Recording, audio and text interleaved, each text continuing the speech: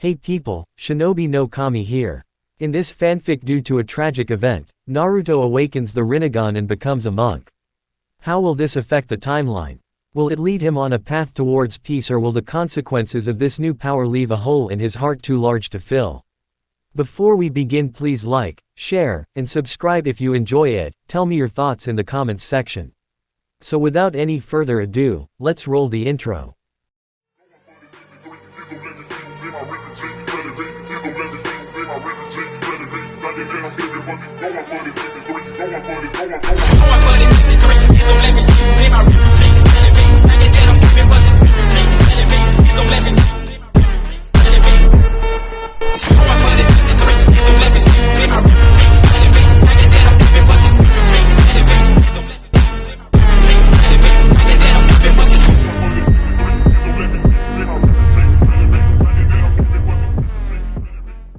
Chapter 41, Flames Part 1. Where is the good in goodbye, Anonymous?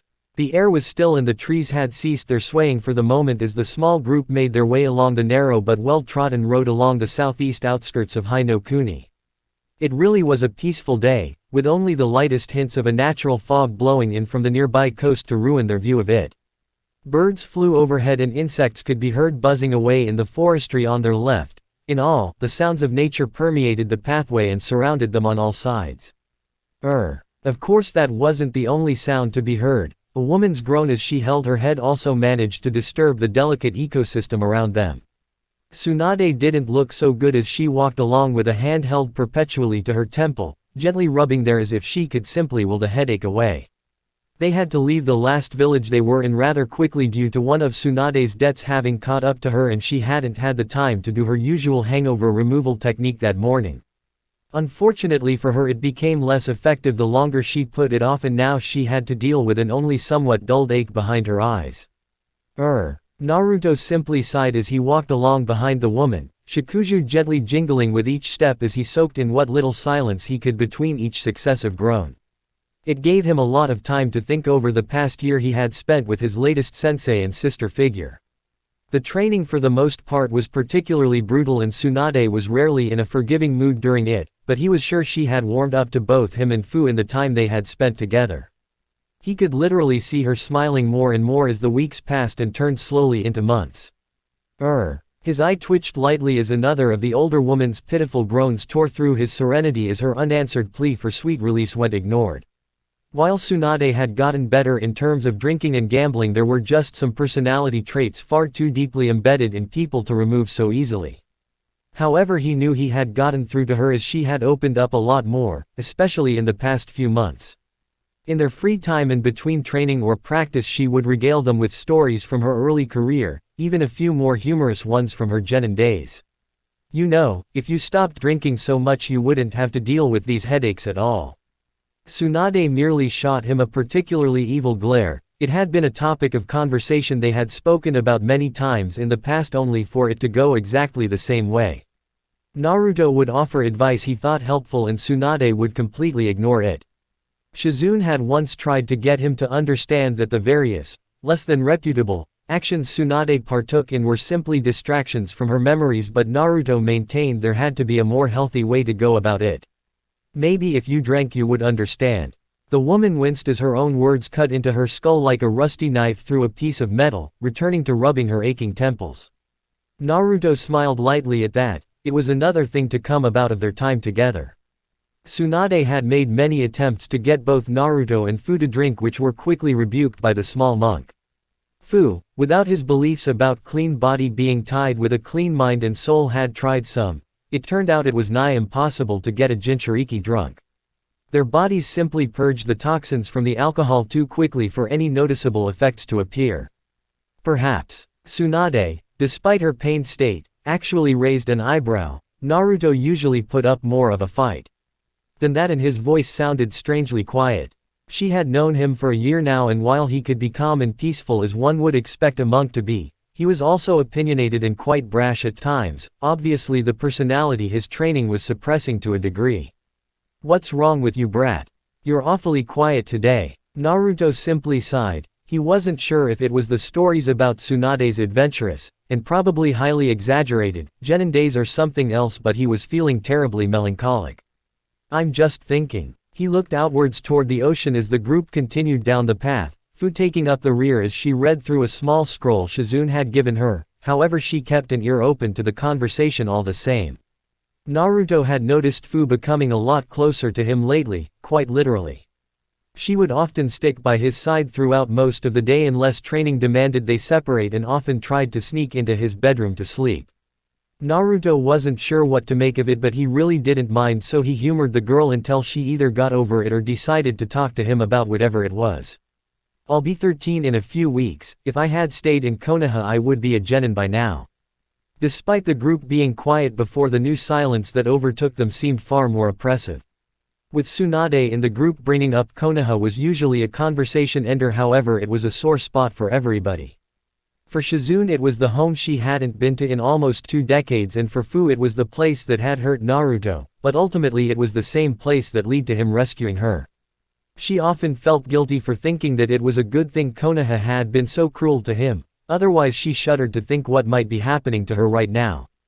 Yeah, I guess you would. Naruto looked up, surprised it was Tsunade who had spoken first. That is, if you passed the graduation exams, I bet without all that fancy monk training you'd be some loudmouth idiot screaming about this or that and far too hyper to sit down and actually study. Tsunade snorted at her own joke before smiling sadly. She wasn't an idiot. It hadn't taken her long to realize the similarities between Naruto and the 4th Hokage. She remembered Kushina too from before she left the village and often saw some of her traits shine through in their son. He had his father's perception that she was sure he would most likely lack if it had never been honed and brought out in the fire temple. There was the occasional slip of the tongue in the form of a tic that was so reminiscent of the way the young red-haired Uzumaki had spoken. It almost pained her every time she heard him mention the fact he wasn't sure if he was a true Uzumaki or not, dreading to think what Kushina might have done if she had heard that. She wasn't entirely sure what Sarutobi was thinking keeping the boy's heritage from him, but she still had a little faith in her old sensei, enough not to say anything yet anyway. It certainly didn't stop her from trying to drop the occasional subtle hint. Hey, I wouldn't be that bad. Tsunade just snorted, turning away from the younger blonde as she continued on. The conversation was starting to become a little too loud for her anyway. Sure, I bet you would be addicted to ramen or some other unhealthy food as well. The woman smirked as they walked, but it dropped from her face when there was no response from Naruto. She looked back only to see Naruto staring at the ground, his eyes low for a moment as he suddenly seemed a few years older. It passed almost as quickly as it was there, but that hadn't stopped Tsunade from noticing. Nah, come on Fu, back me up here. The girl looked up, startled out of her reading as she was suddenly pulled into the conversation. She tried to shrink back into her scroll at the expectant gazes from Tsunade and Naruto. I would rather not get involved.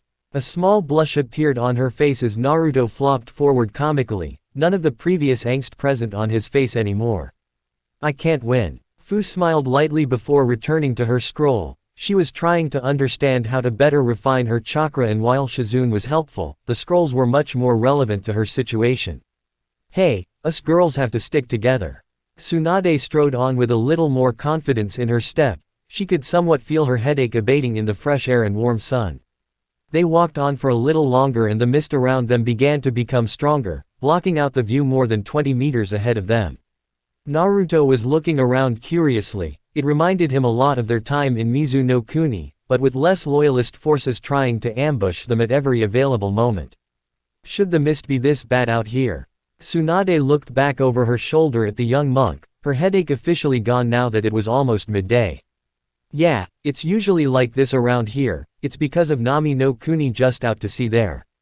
She pointed off towards the coast where the mist seemed even heavier.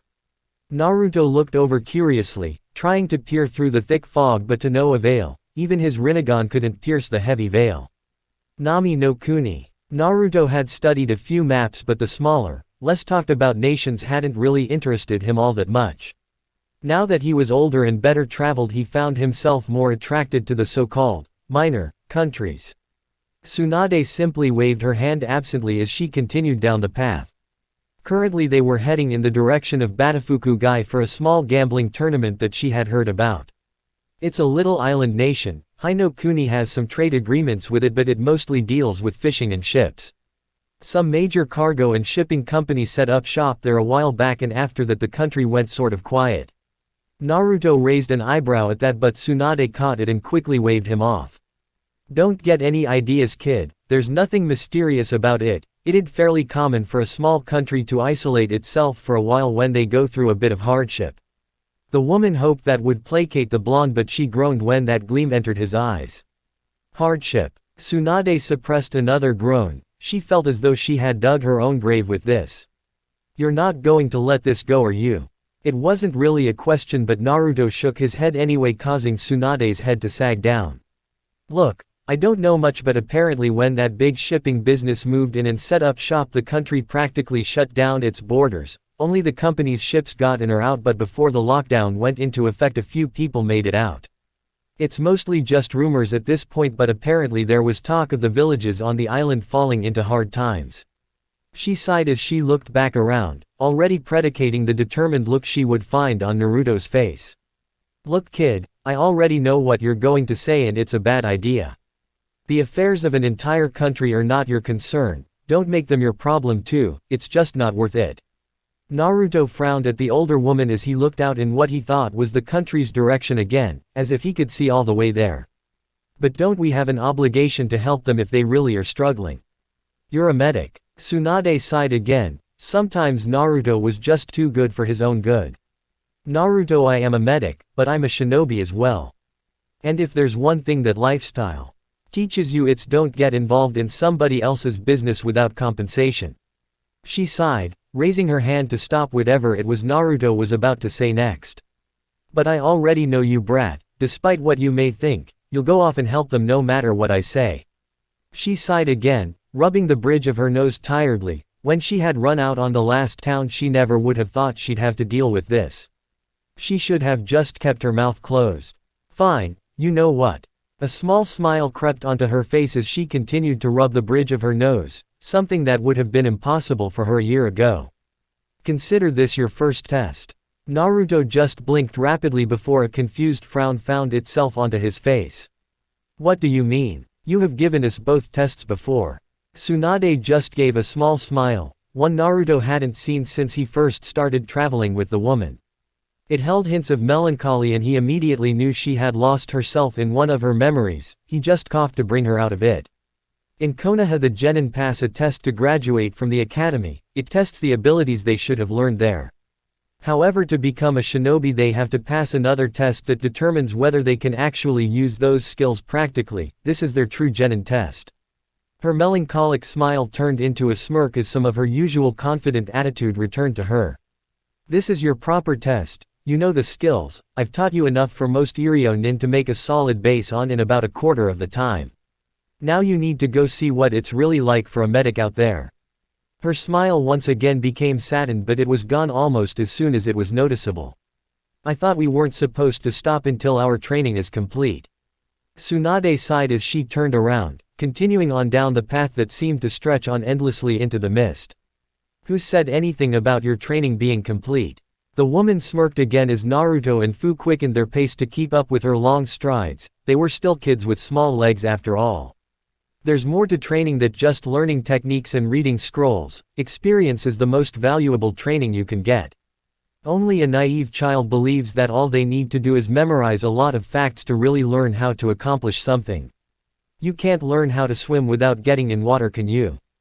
Naruto was beside her so he couldn't see the slightly haunted look enter her eyes. She quickly shook herself of it though. Tsunade's words sounded confident and even planned, but internally she knew that if Naruto went off to Nami no Kuni, the chances of them meeting again were slim with no way to communicate. She knew about his ability to summon things, of course, but the idea of suddenly being whisked away at any point didn't really appeal to her. She didn't know what she would be doing or how important it would be at the time. Naruto's range with his water-sensing ability had increased over the year, but not to that extent, and the further he extended it the harder it was to pinpoint a specific signature. She sighed sadly. The last year had been a good one, definitely one of the better in her life, and she was actually remiss to see it end.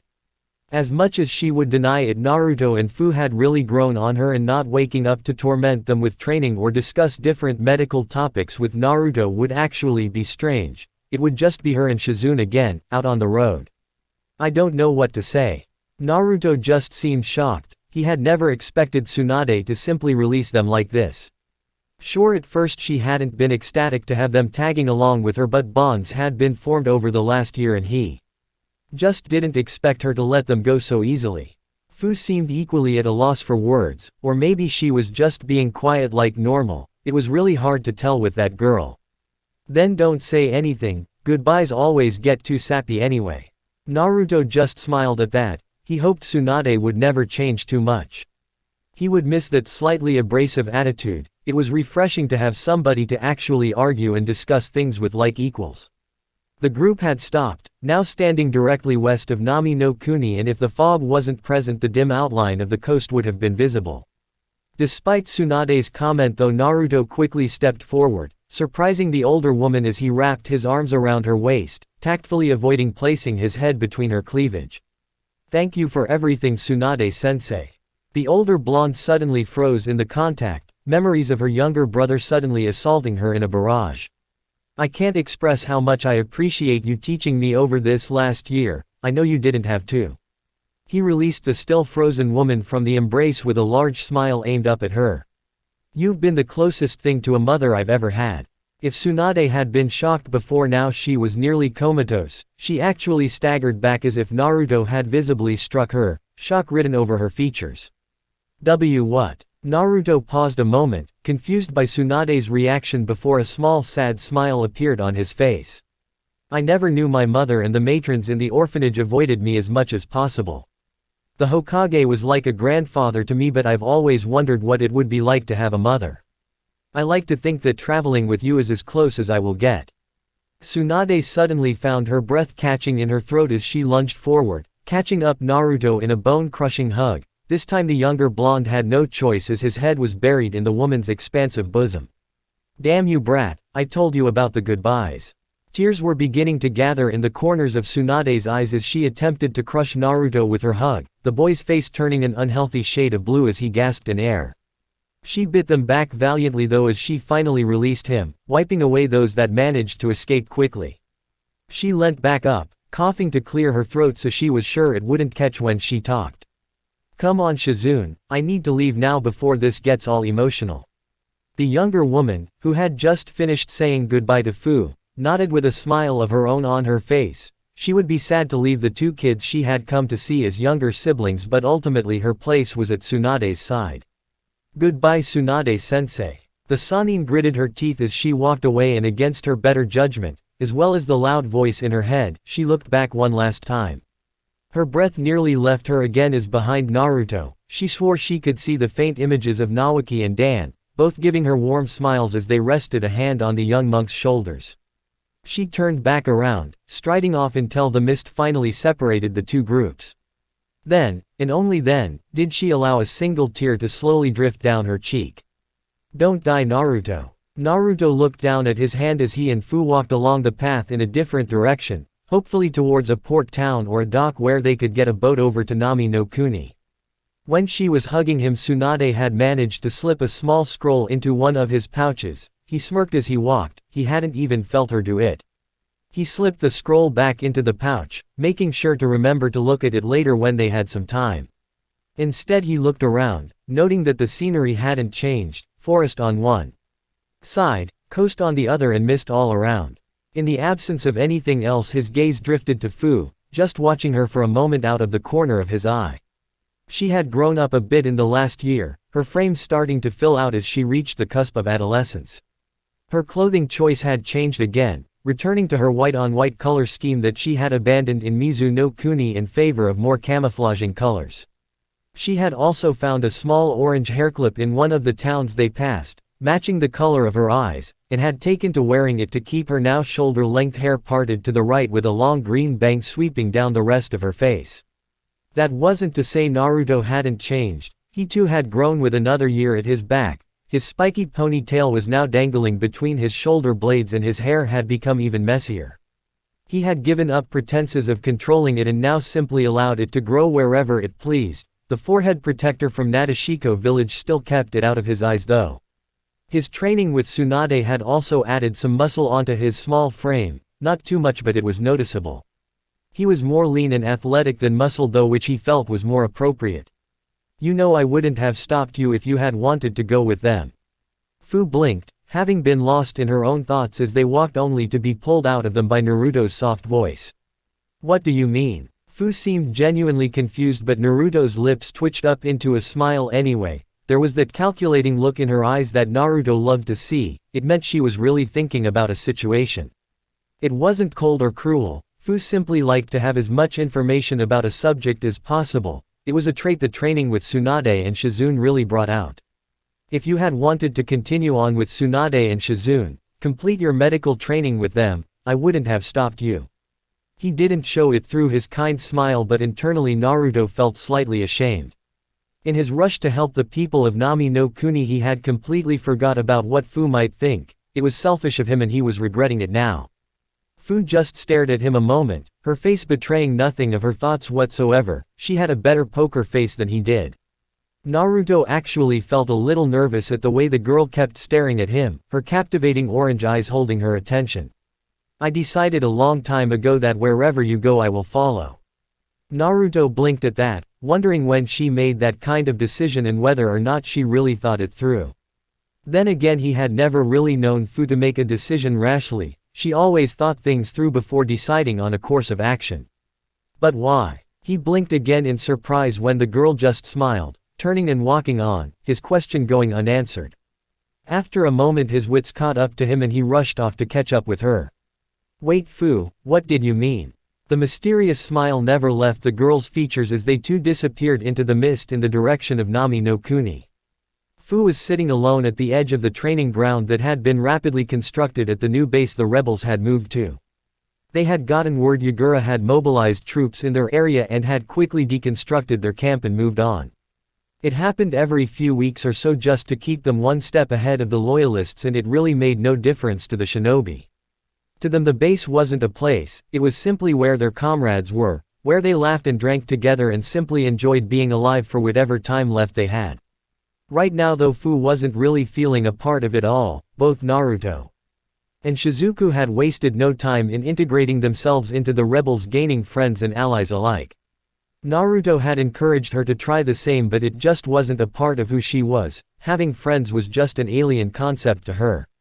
Having people to rely on, to trust, possibly with her life, she just couldn't do that. She had lived too long by her own strength, living day to day by her own power and stubbornness to keep moving. Naruto had freed her from that but it was just too ingrained. The only person she could ever really trust was herself. Hey there. She nearly jumped as a familiar voice suddenly pulled her from her thoughts, whipping her head around so fast it made Shizuku laugh. Sorry, did I startle you? Fu merely grumbled incoherently to herself as she turned back around. Shizuku took that as an opportunity to sit down beside her. It's a nice night, everybody's in the mess tent celebrating the raid on that supply caravan earlier today. What are you doing out here? When Fu didn't answer her for a few seconds she looked up at the sky. The mist had parted somewhat overhead, allowing the night sky above them full of stars to be partially visible, despite the thin rain making the little pinpricks of light slightly hazy. I don't belong with them. It had been around a minute of silence between them, so Shizuku was actually somewhat surprised when Fu finally spoke. I don't know how to talk to people like you and Naruto. I don't know what to say. Shizuku smiled softly at the other girl. She remembered being like that once, when the reins she carried drove people away from her. Naruto had changed all that, given her somebody to rely on, to trust and care about, so that those problems just seemed less important, and she hoped Fu would eventually feel the same way. Well, hello is always a good start. She smiled but it lessened slightly when she saw Fu was still just staring on ahead passively. Give it time, these things don't come easily for a reason, important things never do. Fu nodded slowly but didn't say anything, just looking over to the flickering lights of the rest of the camp, the occasional laugh or cheer carried on the wind meeting her ears. The two girls sat like that in silence for a while. Despite the time they had spent traveling together they really didn't talk all that much.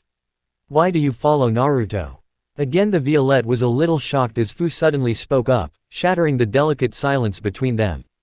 What do you mean? Fu looked around for the first time, shocking Shizuku with how empty her eyes seemed. They completely lacked purpose or intent. She looked so lost Shizuku just wanted to reach put and pull the other girl into a deep hug and never let go. You follow him for some reason, I just want to know what it is. Shizuku frowned worriedly at the tone in Fu's voice. She hadn't seen the girl like this since leaving Taki and wondered if Naruto had noticed it. She took a deep breath, feeling as though her next words would be very important and she had to get them right. I follow Naruto, because I just don't see myself not doing so. Fu blinked once in confusion as her eyes narrowed almost imperceptibly, trying to figure out what Shizuku meant. He saved me and at first I followed him because I felt indebted to him. Fu nodded at that. She had felt somewhat the same after being rescued in Taki. She and Shizuku shared that much in common at least. Then I followed because he was an escape. An escape from everything I hated. Fu was back to confusion as she looked around at Shizuku, however the girl was already gone, looking away into the distance with a fond smile.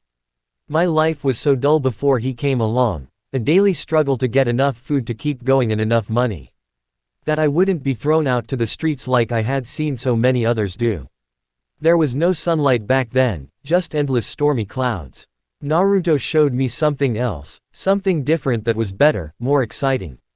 His smile softened as her eyes traced random patterns in the ground. And he did all this without once asking for something in return. His smile brightened as she turned back to Fu, catching the girl's eyes with her own. It might have taken me a while to realize, but I follow Naruto because there is nobody else like him in the world and I didn't want to miss a single moment with him. I will continue to follow him because I know that at the end of it all, when I can't follow him anymore for whatever reason, I will have no regrets. Her smile softened again as she broke eye contact with the vedette, looking down to her hands.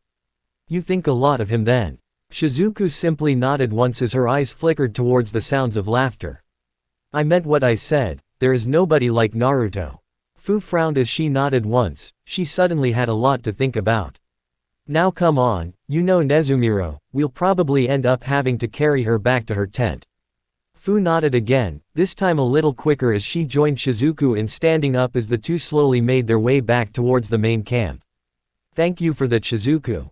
The purple-haired girl just waved the thanks away with an absent flick of her wrist. It's no problem, that's what friends are for, right?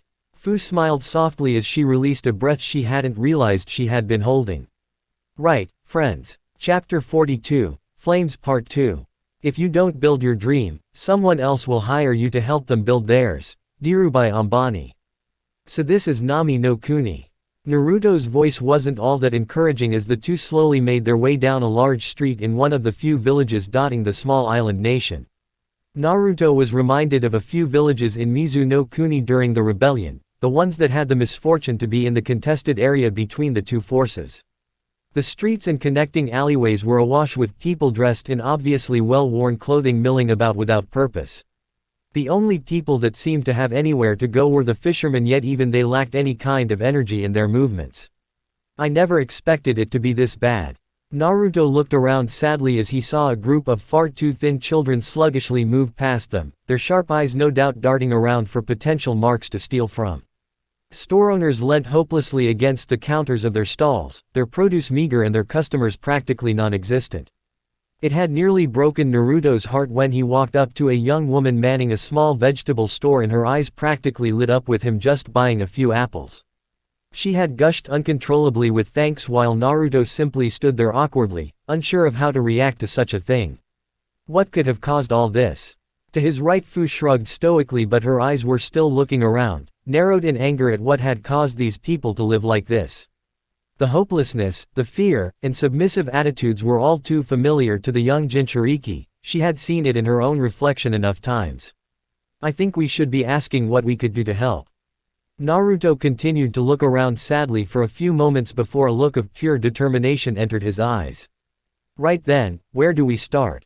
He blinked when Fu didn't answer, and when he looked around she was gone. However, when he looked back he spotted a flash of mint green hair surrounded by a sea of small children. He nearly laughed outright as he saw his friend getting swarmed by a veritable tide of the little urchins. It seemed she had given out a piece of food to one of the kids as they walked through the village and word had spread quickly. With a smile he walked over to help Fu, seeing that she was vastly overwhelmed. "Ah, excuse me." The blonde suddenly froze as 10 pairs of eyes suddenly latched onto him, or more specifically the apple held in his hand. Can I get to my friend?" All the eyes flickered back to Fu, who now looked rightfully frazzled, as if she had walked into a small hurricane.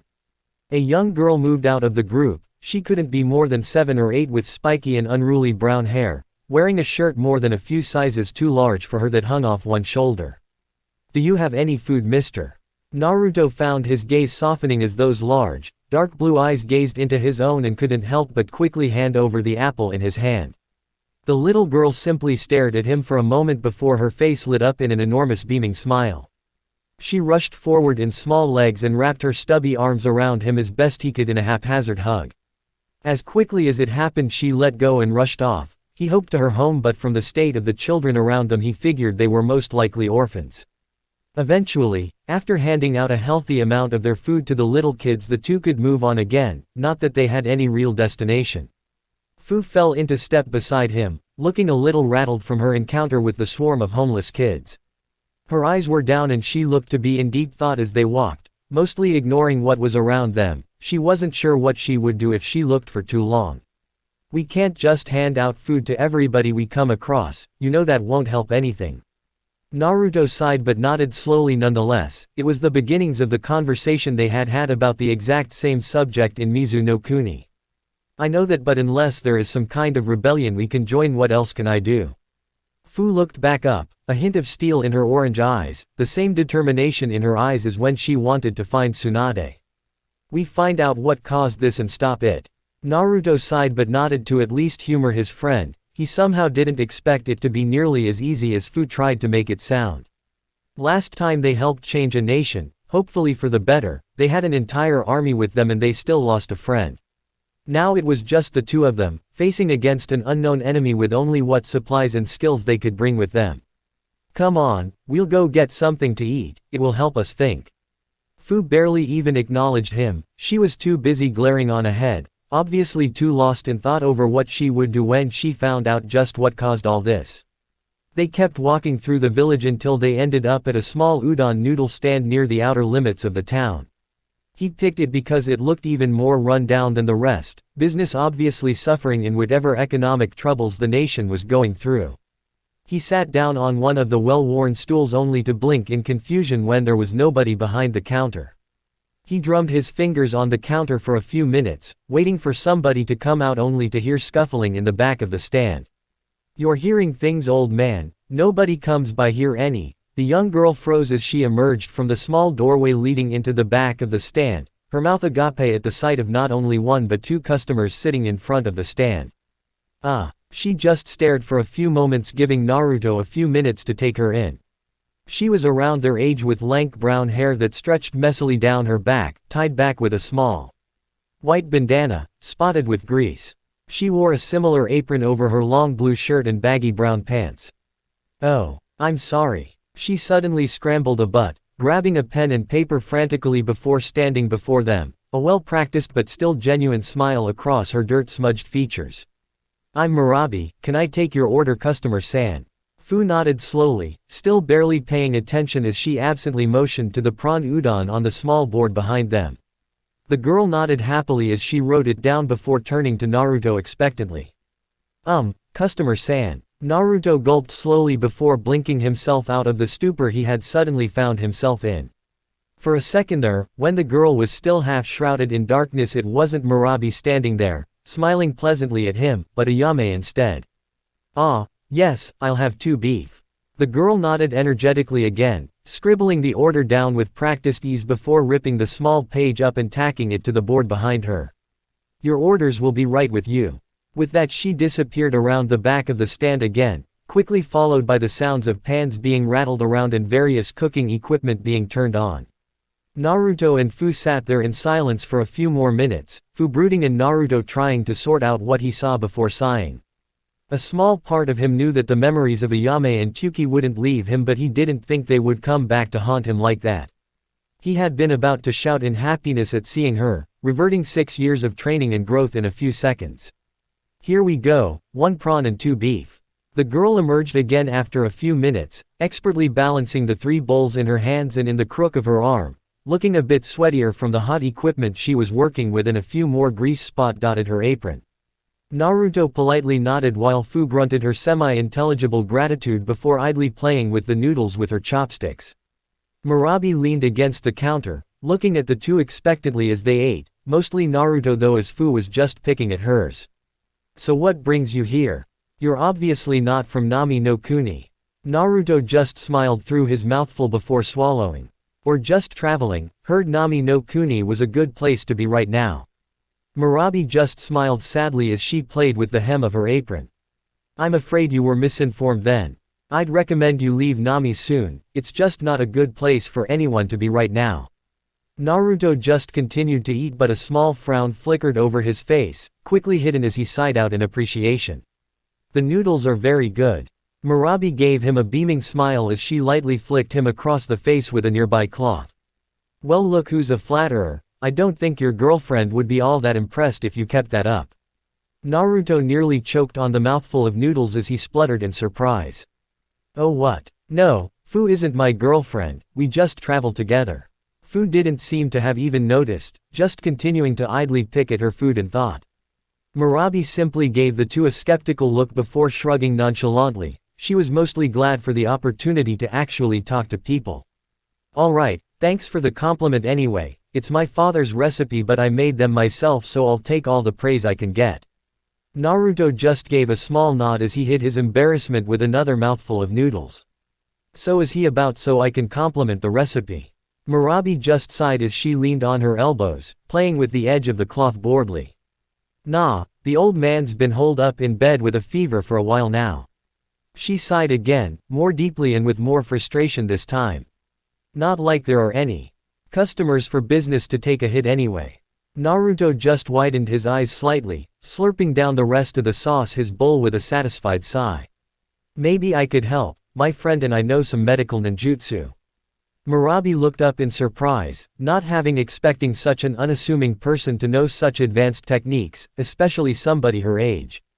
"Oh, I couldn't ask you to do that." She looked down guiltily as she fiddled with the hem of her apron again. "We wouldn't have anything to pay you with." Naruto just gave a short laugh, using his last piece of beef to wipe up some broth from his bowl before happily eating it. "It's all right, we're just happy to help." Murabi simply looked at him for a while with scrutinizing eyes, a habit gained from too many dishonest people making such false promises in her life. However, there wasn't a hint of deceit on Naruto's features, just a compassionate smile. Her shoulders finally relaxed as she motioned to the back of the stand, grabbing the 2 bowls Naruto had left on the counter and placing them in the back sink for later. "If you really would, that would be great. Medicine is too expensive for us right now, and I think he's been getting worse lately." Naruto just nodded, his training kicking in as he noted the symptoms, narrowing down what he could be dealing with. He looked over only to see Fu hadn't even touched her food and she still had that faraway look on her face. He sighed, not having expected Fu to be like this, surrounded by things like this. She hadn't acted this way in Mizu no Kuni, so he wasn't sure what she was thinking about. Murabi brought them around to the back of the stall, a small room with a couch and a small table with 2 doors leading off to what he presumed was a bathroom and a bedroom. Once again he had to quell the nostalgia welling up inside of him. While it wasn't identical, the familiarity of the room was unquestionable.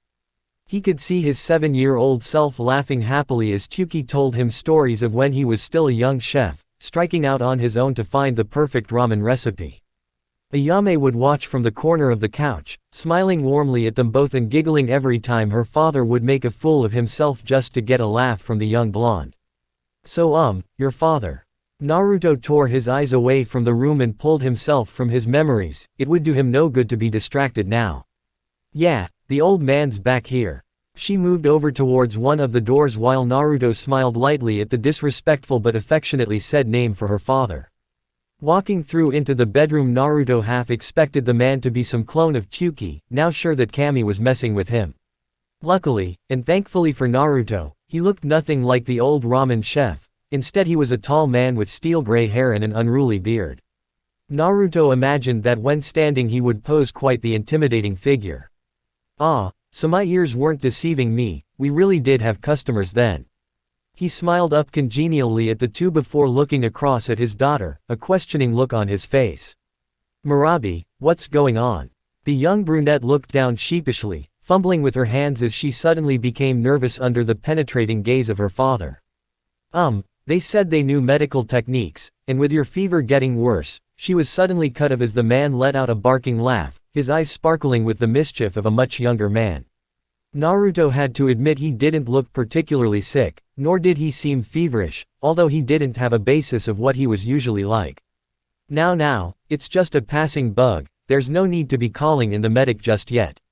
I may not be as spry as I used to be, but this old horse has plenty more years in him. Naruto smiled and gave a small nod but was already moving towards the bed anyway. That may be the case, but it's always better to be safe than sorry, right? The older man looked at the young monk for a few moments before a face-splitting grin passed over his face. PFF'd, playing it safe is for those too cowardly to take a leap forward in life. Anyway, we would have nothing to pay you with, you know, being dirt poor at the moment. In the corner Murabi's eyes opened wide as she spluttered for a moment. Dad. The older man just paused for a moment before laughing again. Don't be like that, Mira-chan, it's nothing to be ashamed of, it's not like it's our fault. You know that if people had the money they would be flocking far and wide to our little stand. A melancholic spark entered his eyes as he stared up at the ceiling. Best udon noodles in the world. Naruto just smiled sadly for a moment before his hand began to glow green with medical chakra. Don't worry about paying us, we're just happy to help. The man just stared at Naruto with a calculative stare for a few seconds before shrugging with that same childish grin that was too young for his grizzled face. Well, in that case, go right ahead.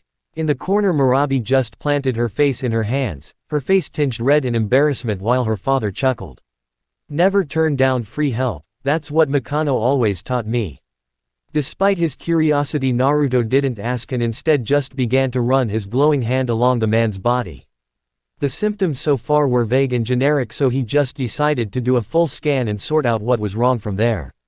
The mystic palm technique was a strange one as the information from the scan would be translated directly into his mind, yet it was in a manner only a trained medic could actually discern anything from the seemingly useless jumble of information. It was like looking at a code, there was useful information there but you had to be trained to see it. So what symptoms have you been exhibiting and for how long? Naruto didn't really have to know, but Tsunade had told him light conversation would put a patient at ease, making their body relax and diagnosis easier. Oh, nothing much, I got a small headache a few weeks back, nothing too serious, unfortunately it kept coming back every few nights. Then, about a week ago I got one little tiny fever and my daughter was practically beside herself with worry. He sent a poignant look at his daughter, who at this point seemed to have gotten over her embarrassment and was just standing there with her arms crossed. Well, excuse me for being worried, you old goat. The man simply laughed again jovially. Ha, her mother's daughter through and through. Murabi just groaned, but a small smile was playing on her lips from behind her hands. Naruto smiled at the interaction and continued to scan the man up and down, before frowning as he rested it over the man's chest. His technique flickered for a moment as he tried to discern what he was seeing before finally letting it drop, allowing his features to fall into a more professional mask. Have you been having any chest pains? The older man blinked once before scratching his head in thought. Well, my old body's got its occasional ache, sure, but I always thought it was some old injury acting up. I used to be a mercenary, see. But yeah, I suppose I've been having the occasional chest pain. He looked away sheepishly as he noticed his daughter's suddenly penetrating gaze. Why? Naruto just frowned as he passed a glowing hand over the man's chest one more time just to be sure.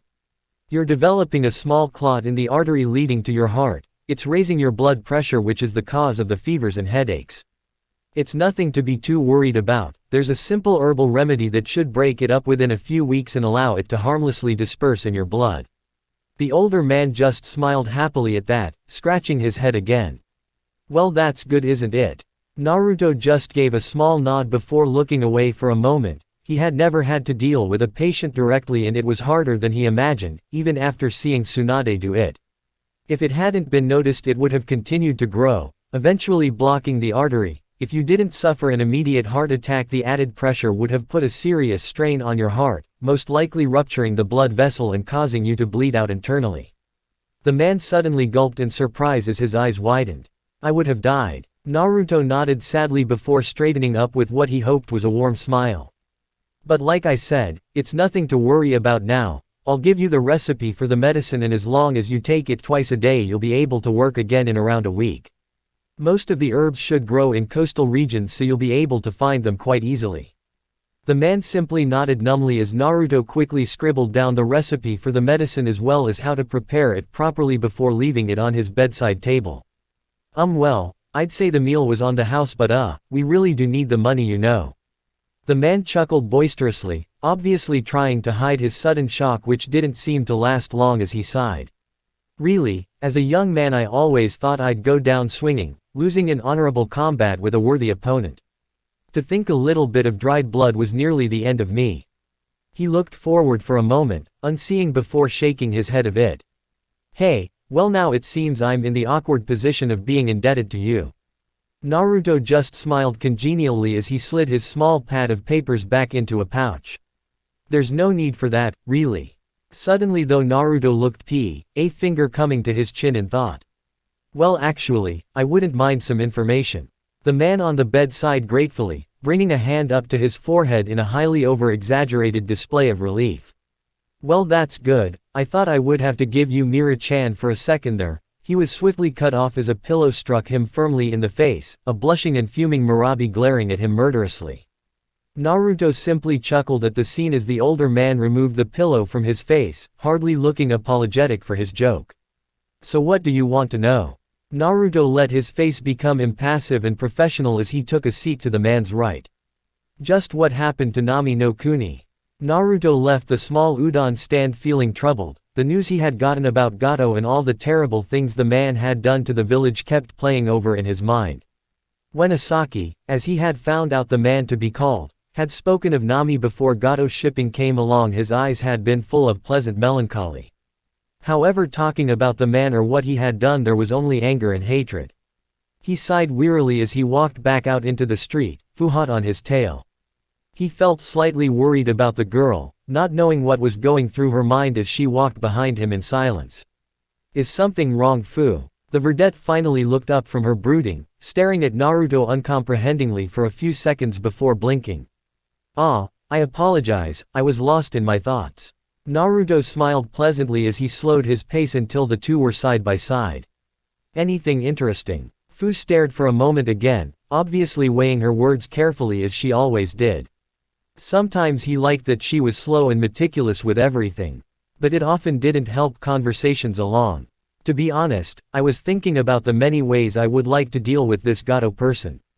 Naruto stopped in the middle of the street, sighing into his hand. And by deal with, you mean kill? Naruto blinked at the blunt response before walking again. The two needed to find a place to rest for the night and he had yet to find an open inn. They all seemed to either be closed down, obviously from lack of travelers, or in too much a state of disrepair to even be safe stepping inside. You know it's not that simple, Fu. Killing him will not make this country's problems just vanish. Disasters don't die with the person who caused them. Fu huffed as she crossed her arms over her chest, putting more emotion into the gesture than he had seen from her for a long time. It solved Mizu no Kuni's problems. Naruto just frowned as they continued to walk. He looked around at the street they were on, trying to imagine how it must have looked in the days before Gato. He could see the faint images of men and women hurrying about with business while children laughed and played in the streets. Now it was simply barren and empty. And in Mizu no Kuni there was an entire army of rebels ready to come in and fill the void left by Yagura's death. That doesn't exist here. He stopped gesturing around to the empty street, the houses all having their blinds drawn and doors locked. Look around, Fu, you heard what Asaki-san said. These people have lost their hope, their spirit. Unlike Kiri, they don't have the will to fight back. He shook his head sadly. With them like this, killing Gato would only ensure the country a slow death with nobody there to take his place and actually be a true leader to them.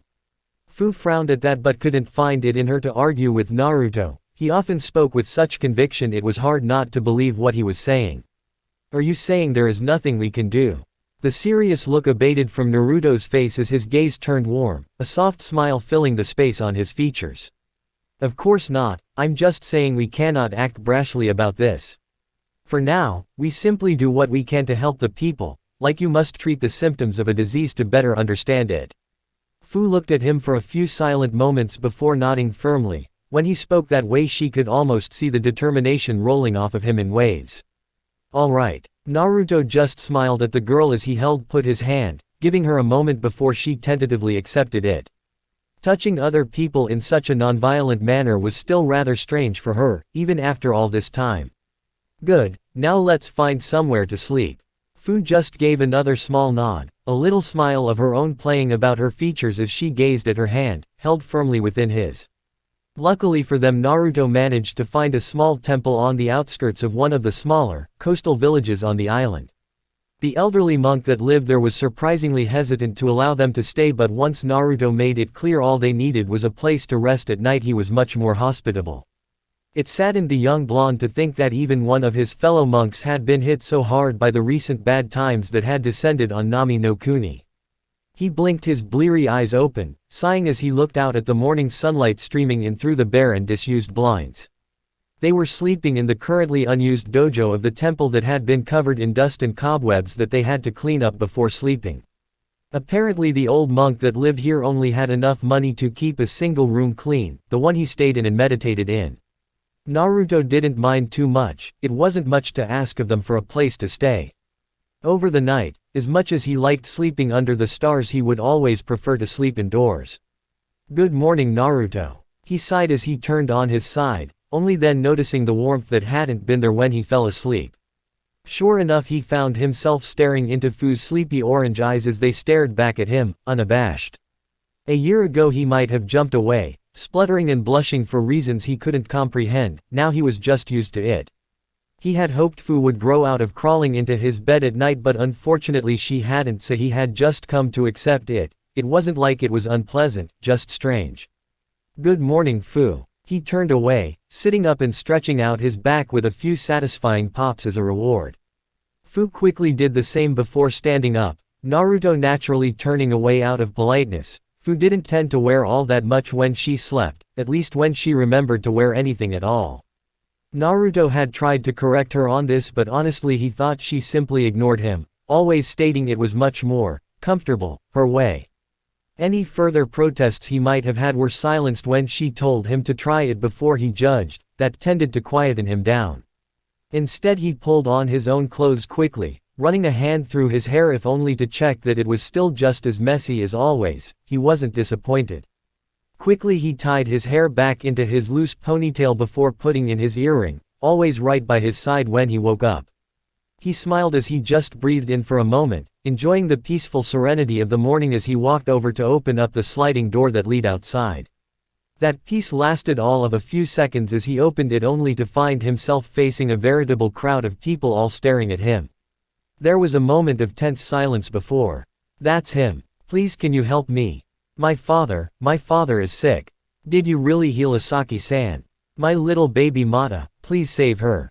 Naruto just stared wide-eyed at the throng of people all shouting at him, various pleas for aid and healing becoming nothing more than a jumble of words as each person clamored over the other.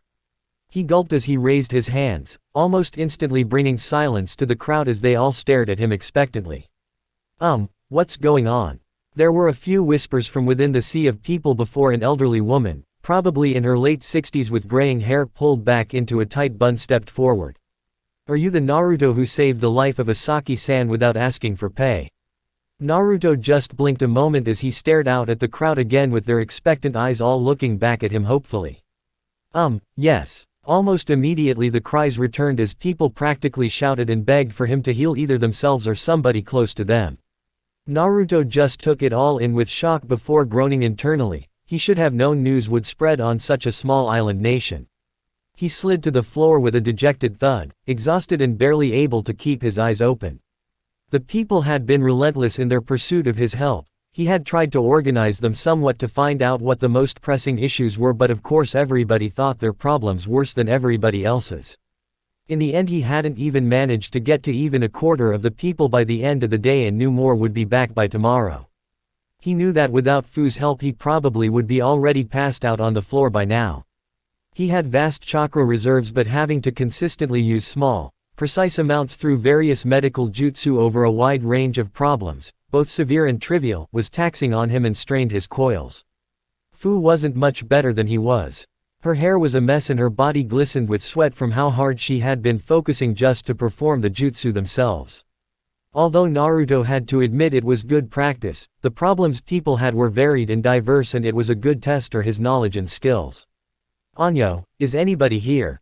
Naruto groaned a little before looking across at Fu. The verdette simply lay there against the wall, snoring cutely in blissful sleep as he head lolled to one side.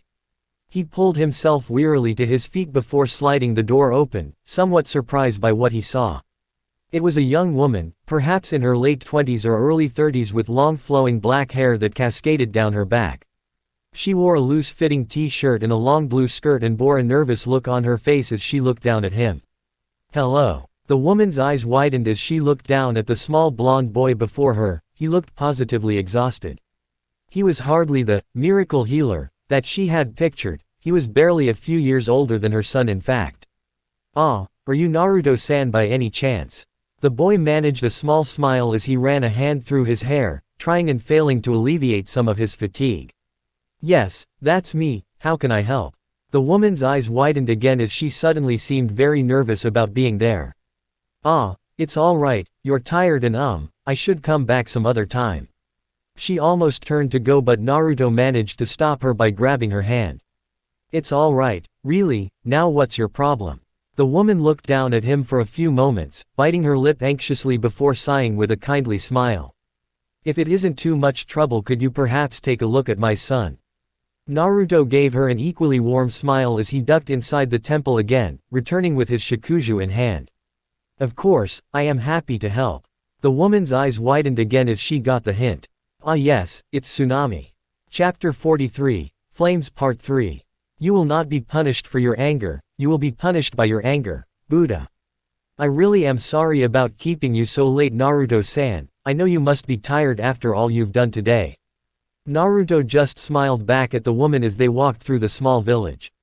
The fact the sun was only just beginning to descend over the horizon was rather disheartening, as it felt much later to the young blonde. It really was taxing to perform so many medical jutsu over an extended period. It was especially bad when most of the time he was simply diagnosing harmless coughs. "I've already said it's okay, it's not too late in the day after all." Tsunami simply nodded hurriedly as they continued on in silence. Occasionally they would pass somebody in the street, but they would only hurry past, ignoring Tsunami's polite nod in their direction. Naruto had a small frown playing at his features as they walked. Many of the cases he and Fu had looked at over the day had been malnutrition or diseases associated with certain deficiencies in diet. It really worried him just how poorly these people seemed to be living while nothing was being done to help them, at least as far as he could see. "So Tsunami-san, what is wrong with Inari, was it?" The woman nodded again as they turned out of the main street and onto a less used path that was still well trodden. "Ah, I'm not sure if it is anything serious, but with what I heard about Asaki I felt I had to be sure. He had a fever a few days ago and has been complaining of stomach aches ever since." Naruto simply nodded at the information. From that he would guess a simple stomach bug, but first observations could be misleading. From the conditions of the island and the state of the people, it could be anything from cholera to a rare virus, although it seemed unlikely. "I can see you care about him a lot." Tsunami simply smiled softly, her head drooping in slight embarrassment at the direction the conversation had taken. She was unused to having such a mature conversation with somebody so young. "Yes, I love my son more than anything." Naruto gained a smile of his own at that as the trees began to thin out and a small but still cozy house came into view in the dwindling sunlight. "What about you, Naruto-san? Do you have anybody like that?" Naruto actually looked up at the woman in surprise, but found her to be looking at the house instead, her footsteps subconsciously quickening as she neared her home. "There have been a few people very precious to me over my life." His voice still held its warmth, but his tone was more clipped than usual as they neared the house. Tsunami didn't pry any further as she fished about for her keys before letting Naruto into a small but well-furnished living room, at last in comparison to the rest of the village. Please excuse the mess, my father tends to leave things laying about and I haven't got around to cleaning just yet. Naruto simply waved her off as he stepped over the threshold, his brow immediately rising in surprise as he spotted the numerous bottles scattered about the tables and even the floor in a few places.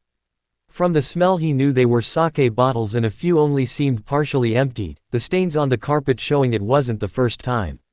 That's not a problem. Is your father about? Naruto was thinking about having a chat with the man about drinking so excessively with a child in the house that could easily get to the alcohol. Oh no, my father Tazuna left the island yesterday on business. Naruto nodded absently as he continued to look around the small room in interest, waiting for Tsunami to invite him upstairs. Tsunade had always told him to let clients set the pace for things to put them more at ease. Apparently it was a condition applicable in both the medical and shinobi profession. Tsunami seemed to have forgotten about that though as she stood there, wringing her hands rather nervously, the topic of her father's work obviously making her anxious. I suppose you have heard of Gato by now. Seeing Naruto nod his head once, Tsunami sighed slightly before slowly making her way towards the stairs at a languid, unhurried pace. Well, my father is a bridge builder, one of the best if you were to believe his wild stories. A soft smile briefly graced the woman's face before it was gone, replaced by a saddened expression. He hopes that by building a bridge to the mainland he can get past Gato's naval blockade and finally allow some trade into our nation. Naruto looked up, surprised but in a pleasant way. That seems like an excellent idea. He sighed to himself happily, somewhat relieved at the news there really were people that maintained their hope here. Yes, however, Naruto groaned internally, there was always a but. Gato knows this and continues to try and make my father's life as difficult as possible.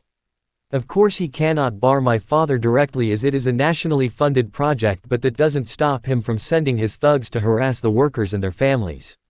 The woman glanced down again sadly. Already the majority of them have had to quit in fear of losing what little they have left, although in truth I cannot blame them. Naruto simply nodded neutrally as they crested the staircase, Tsunami immediately making a beeline for the first door to their left. I see, that really is problematic. Tsunami could only hum in agreement as she quietly opened the door, peering in to check on her son before opening it the rest of the way. Inari-chan, are you up? Naruto curiously looked around the doorframe, spotting a young boy a few years younger than he was with messy black hair sitting up on a futon. Mom, who's he? Naruto just smiled warmly as he stepped into the room, doing his best to exude a non-hostile air about him in order not to frighten the boy. Hi Inari, your mother told me you were having stomach aches. The young boy simply looked up at the blonde suspiciously before his gaze drifted to Tsunami curiously. She was very worried about you and asked me to help, so I'm here to do what I can. Inari once again looked at Naruto for a few seconds, crossing his short arms over his chest as his eyes narrowed. What do you know? You're not that much older than me. Naruto just chuckled softly as he walked over, the small comforting smile never leaving his features as he had been taught when dealing with children. Age can be deceptive, Inari. Did you know most shinobi become genin when they're only 12 years old? From behind him Tsunami blinked in surprise at that. Even she hadn't known that as the inner workings of hidden villages were guarded secrets from anybody but potential clients. She was trying to imagine her own son becoming a cold-blooded killer, trained in stealth and assassination at such a young age, and she frowned at the appalling idea. Really? A sudden look of interest had entered the boy's eyes as he thought about all the cool stories and tales he had heard about shinobi growing up. Yeah, some are even younger than that. Inari sat up straighter, his attention now fully on Naruto. As he was speaking though, Naruto had already lit his hand up in a dim green glow and was slowly moving it back and forth just above the boy's chest. No way. Naruto just chuckled lightly as the boy looked up at him with wide, enraptured eyes. Yes way, back during the Third Shinobi War there were even Junin as young as 9 years old. Naruto added an exaggerated wave of his free hand to add to the atmosphere as he continued to discern the readings from his mystic palm technique. However, Inari immediately gained that cute confused expression that only young children could have, where Naruto could almost see the little cogs spinning behind his furrowed eyes. Huh, what was the Third Shinobi War? Naruto just grinned as he leaned in a little closer, his voice becoming a hushed whisper as Inari instinctively leaned forward himself, allowing Naruto to run his other hand along the boy's back quietly. Just between you and me, there was an entire war fought between ninja around 20 years ago that they never revealed to the public. Inari's eyes widened in surprise at that. He had never heard of a first shinobi war, never mind a third one. Every nation was a part of it, even Hai no Kuni, but because they were ninja nobody ever knew it was happening. Ninja prefer it when no one knows anything about them. From the doorways Tsunami smiled lightly. The great shinobi wars weren't exactly a secret, it's just they were rarely spoken about for civilians either due to lack of involvement or the bad memories that came with such days. Naruto was just being more fantastical than necessary, although it warmed her heart to see Inari grinning like that. How do I know you're telling the truth? Naruto just leaned back and shrugged casually, the lilting smile on his face not disappearing for a moment. His eyes drifted for a second as his technique dissipated, but Inari couldn't tell due to the way they were squinted. Hey, I guess you can't. He suddenly leaned in closer again, his voice going back down to a conspiratorial hush as he put a hand up to block his mouth as if people might be listening in. But then you're doing exactly what they want you to do. He leaned back out, looking completely nonchalant as he casually rolled his shoulders and let out a small cough. But like I said, keep that between me and you. Inari managed to break out of his wide eyes stupor long enough to nod hurriedly before staring at the wall again, his childish mind no doubt running through a variety of outlandish ideas involving ninja and secret wars. Well, that wasn't so bad, was it? Inari looked around again, that childish confusion of his marring his face again as he looked down at his body. The boy hadn't noticed Naruto do anything other than talk. Huh, what are you talking about? Naruto simply grinned as he stood up, dusting off his robes slightly as he took his shikuju from where it had been resting against the bed. What have we talked about, Inari? Even us kids can have cool techniques, right? To emphasize his point, his hand suddenly lit up in dull green flames as he waved to the boy, leaving him in a stunned silence as he walked out of the room. Tsunami gave her stunned boy a small wave and a kind smile before gently closing door behind her as she also left, turning to face Naruto, bearing a smile that he mirrored. You know, I haven't seen Inari smile like that for some time now, thank you for that. Naruto just nodded curtly. He could see the boy had a few trust issues from how hostile he was at first, but like he thought Inari was still a child at heart and it just needed a little coaxing to see that. It's no problem. I'm sure whatever problems he has, it will only take time for him to work through them at his own pace. Tsunami's smile tightened somewhat at that. She could only hope as much considering everything her boy had been through with the loss of his father figure. Medically though he's fine, just a small cough that will no doubt pass in a few days if not by tomorrow, nothing to worry about, I assure you. With that, Tsunami relaxed again. Even she hadn't noticed Naruto's technique at first, he was quite the amazing doctor. Then thank you, for everything. Naruto simply smiled as he leaned against his shikuju. He always enjoyed these moments after the patient of their loved ones found out they were going to be fine. If that's everything, then I need to get back to my friend. I get the idea that if she wakes up and finds me to be gone, she might do something unexpected. Tsunami followed him to the door, wringing her hands as she walked slightly nervously. Naruto noticed this but said nothing. It wasn't really his business after all. Finally, when he reached the door, he felt her hand grip his shoulder lightly, so he turned with an expectant look on his face. I feel terrible having you help me and offering nothing in return. Are you sure there is nothing I can do for you for helping Inari-chan? Naruto smiled lightly at the affectionate suffix, remembering when the Sandaime Hokage would refer to him in the same way.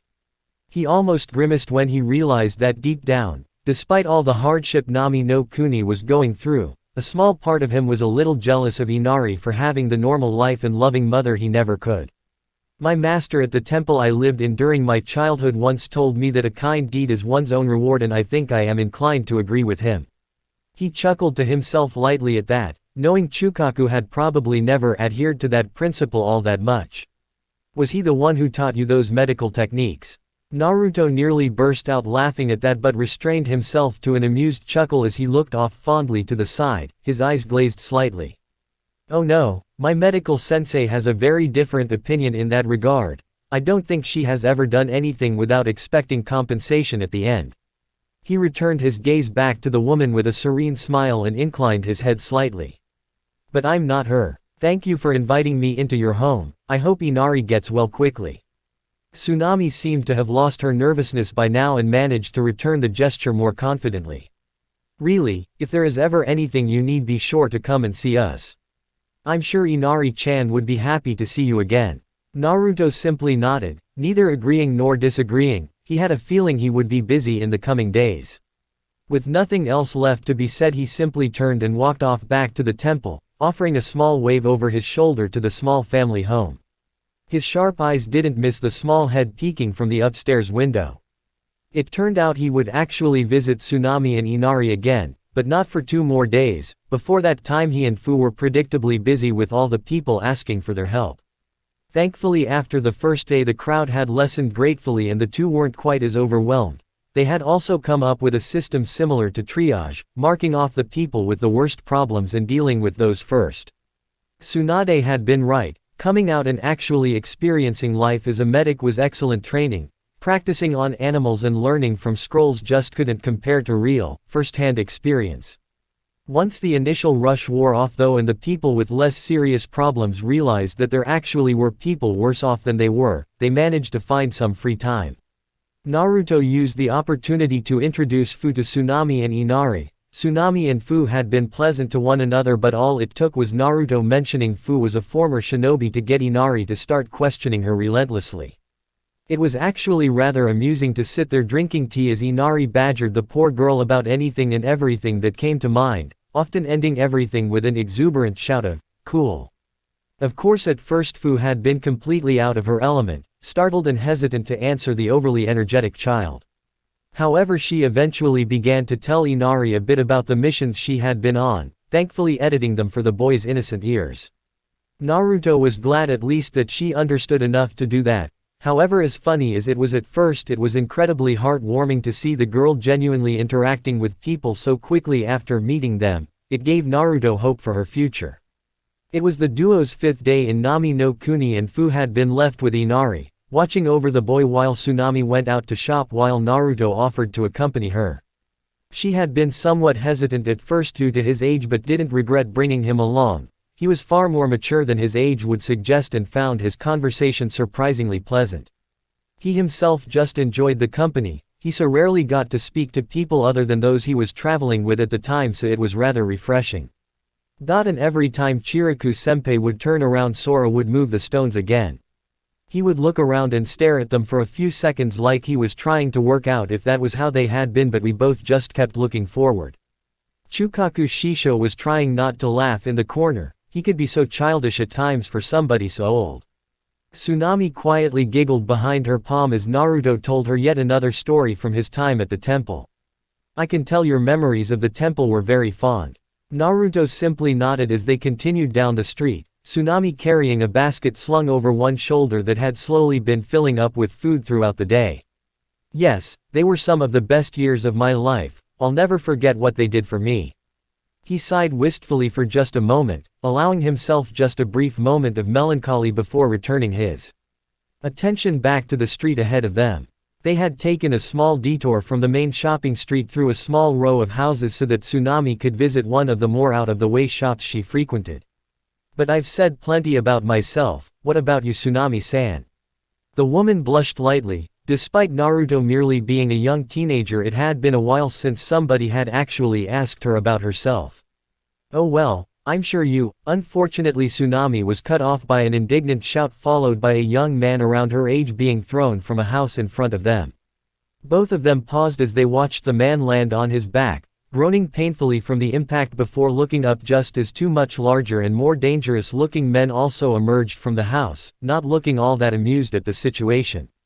"You've pissed off Gato for the last time, you piece of crap."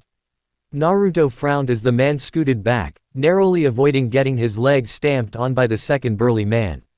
Despite Tsunami's protests, he continued forward, his shakuju's jingling going quiet as he coated the staff with chakra to mask his approach.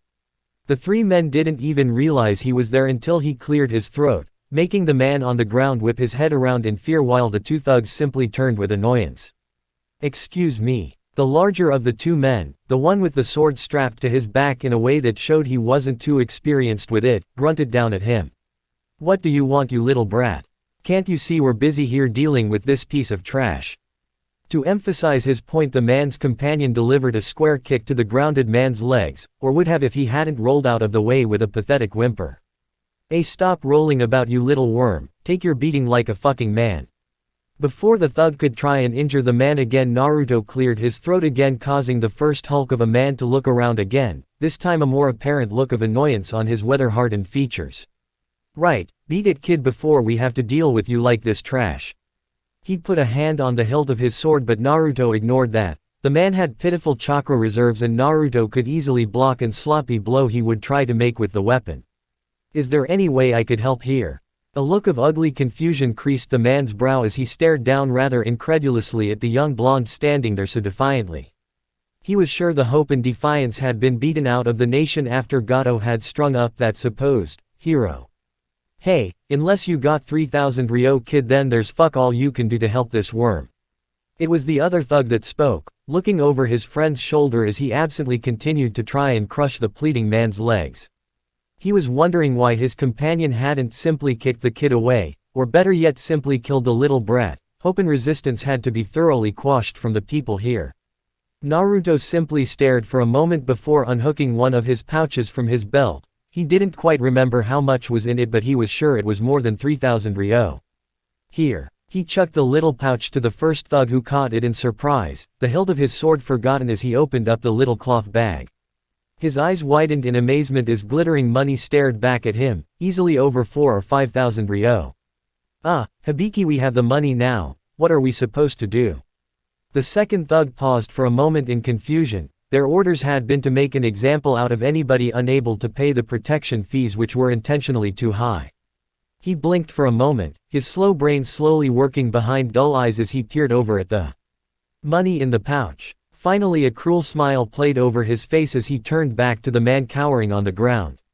Well, isn't it your lucky day, you little bug, who knew there were people so selfless in the world, eh? Unfortunately, we're still going to have to make an example of you for not being able to pay for yourself. After all, if it can happen once, it can happen again, right? He raised the nasty-looking pole he had in his right hand up, but before it could connect with the other man's head it met resistance in the form of Naruto's outstretched shakuju.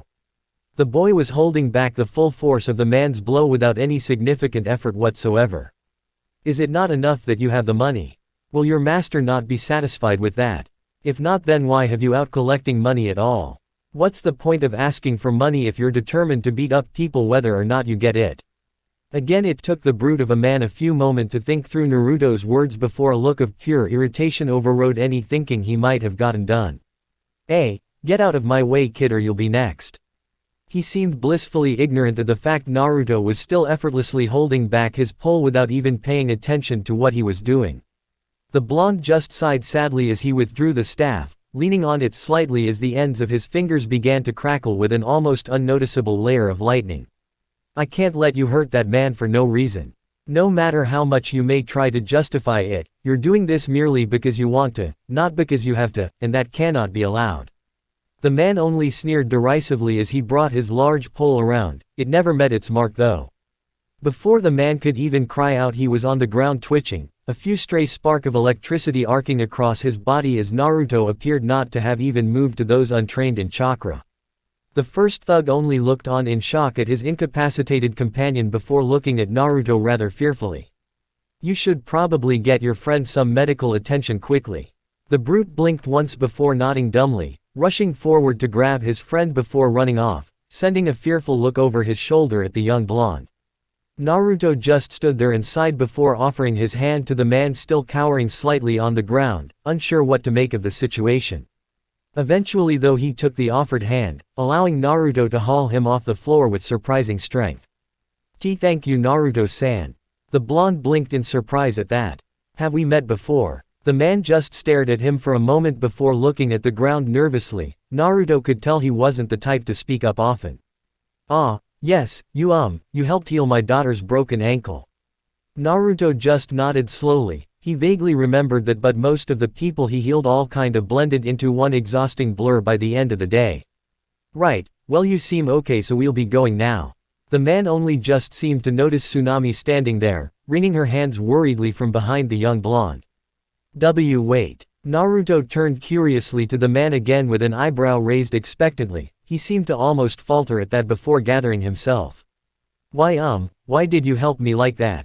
Naruto simply smiled happily at the man, seemingly setting him at ease somewhat. I don't really need a reason to help somebody, do I? You should never hurt people without a good reason, but you shouldn't need a good reason to help someone instead, at least I think so. Strangely, the man seemed almost troubled by that as he glanced in the direction the two thugs had gone, his hands twitching lightly by his sides. But now Gato will be angry with you and he looked down ashamedly, sadness crawling across his features like a vulgar insect. And it'll be my fault. He looked up again, that same sickening look of self-pity on his face that almost had Naruto frowning. You've already done so much for our village without asking for anything, so I. His head dropped back down again pathetically. Something told Naruto it had taken a lot for him just to meet his eyes once. I don't really feel worthy of that. Naruto sighed heavily, making the man flinch imperceptibly as he expected some kind of retribution. You don't have to. He was surprised then when Naruto took a step forward, placed a strong hand on the man's shoulder before smiling and turning around, rejoining Tsunami by her side. Now you were about to say something, Tsunami-san. The woman just stared incoherently for a moment before blinking herself out of it and looking down at the boy with uncertainty. Ah, right. She looked back over her shoulder towards the man she knew to be called Itoko. She had met him a few times and had thought he was a nice man, if a little shy at times. Right now though he was staring at Naruto's back with something almost akin to awe. She swore she saw a flash of determination and energy flash through him for a moment, but it may have simply been a trick of the light. Well, I suppose I could tell you about Kage. Naruto looked up with an interested expression as Tsunami began her story. The rain always made Naruto nostalgic. The gray skies, the light droplets hitting his clothes and forming streams as they gathered atop his Sugagasa, and the general chill permeating the air. All of it would remind him of Shizuku. Sometimes they would be fond memories and he would wear a light smile for the rest of the day. Other times he would only see her blood coating his hands, her dying smile as her eyes closed for the last time. Those were the bad days. Luckily, as he strode through the quiet streets of the village, Fu alongside him, a nostalgic smile tugged at the edge of his mouth. What do you think she would say about all this? Fu looked up with her usual blank expression that made it hard to tell what she was thinking. Normally on days like these, regardless of what emotions it would trigger in Naruto, he would be fairly withdrawn. For him to speak was quite rare. Shizuku. Naruto just nodded as Fu returned to looking in front of her, idly watching the small rivers of water rushing over the brim of her white hat. She would most likely be complaining about the rain. Naruto chuckled before throwing a more meaningful look her way. He liked that the girl had begun to open up a little more as she spent time around Inari. The young boy had a surprising ability to bring the mint-haired Jinchuriki out of her shell, or more like forced her to. You know what I mean. Fu just nodded, a light smile playing at her own lips. It was a more common occurrence as of late. It was strange because she had thought with all the work they were doing and the way she always collapsed into bed, exhausted by the end of the day, she would be in a more irritable mood. Instead she felt fulfilled. It was nice to be doing something she felt was important.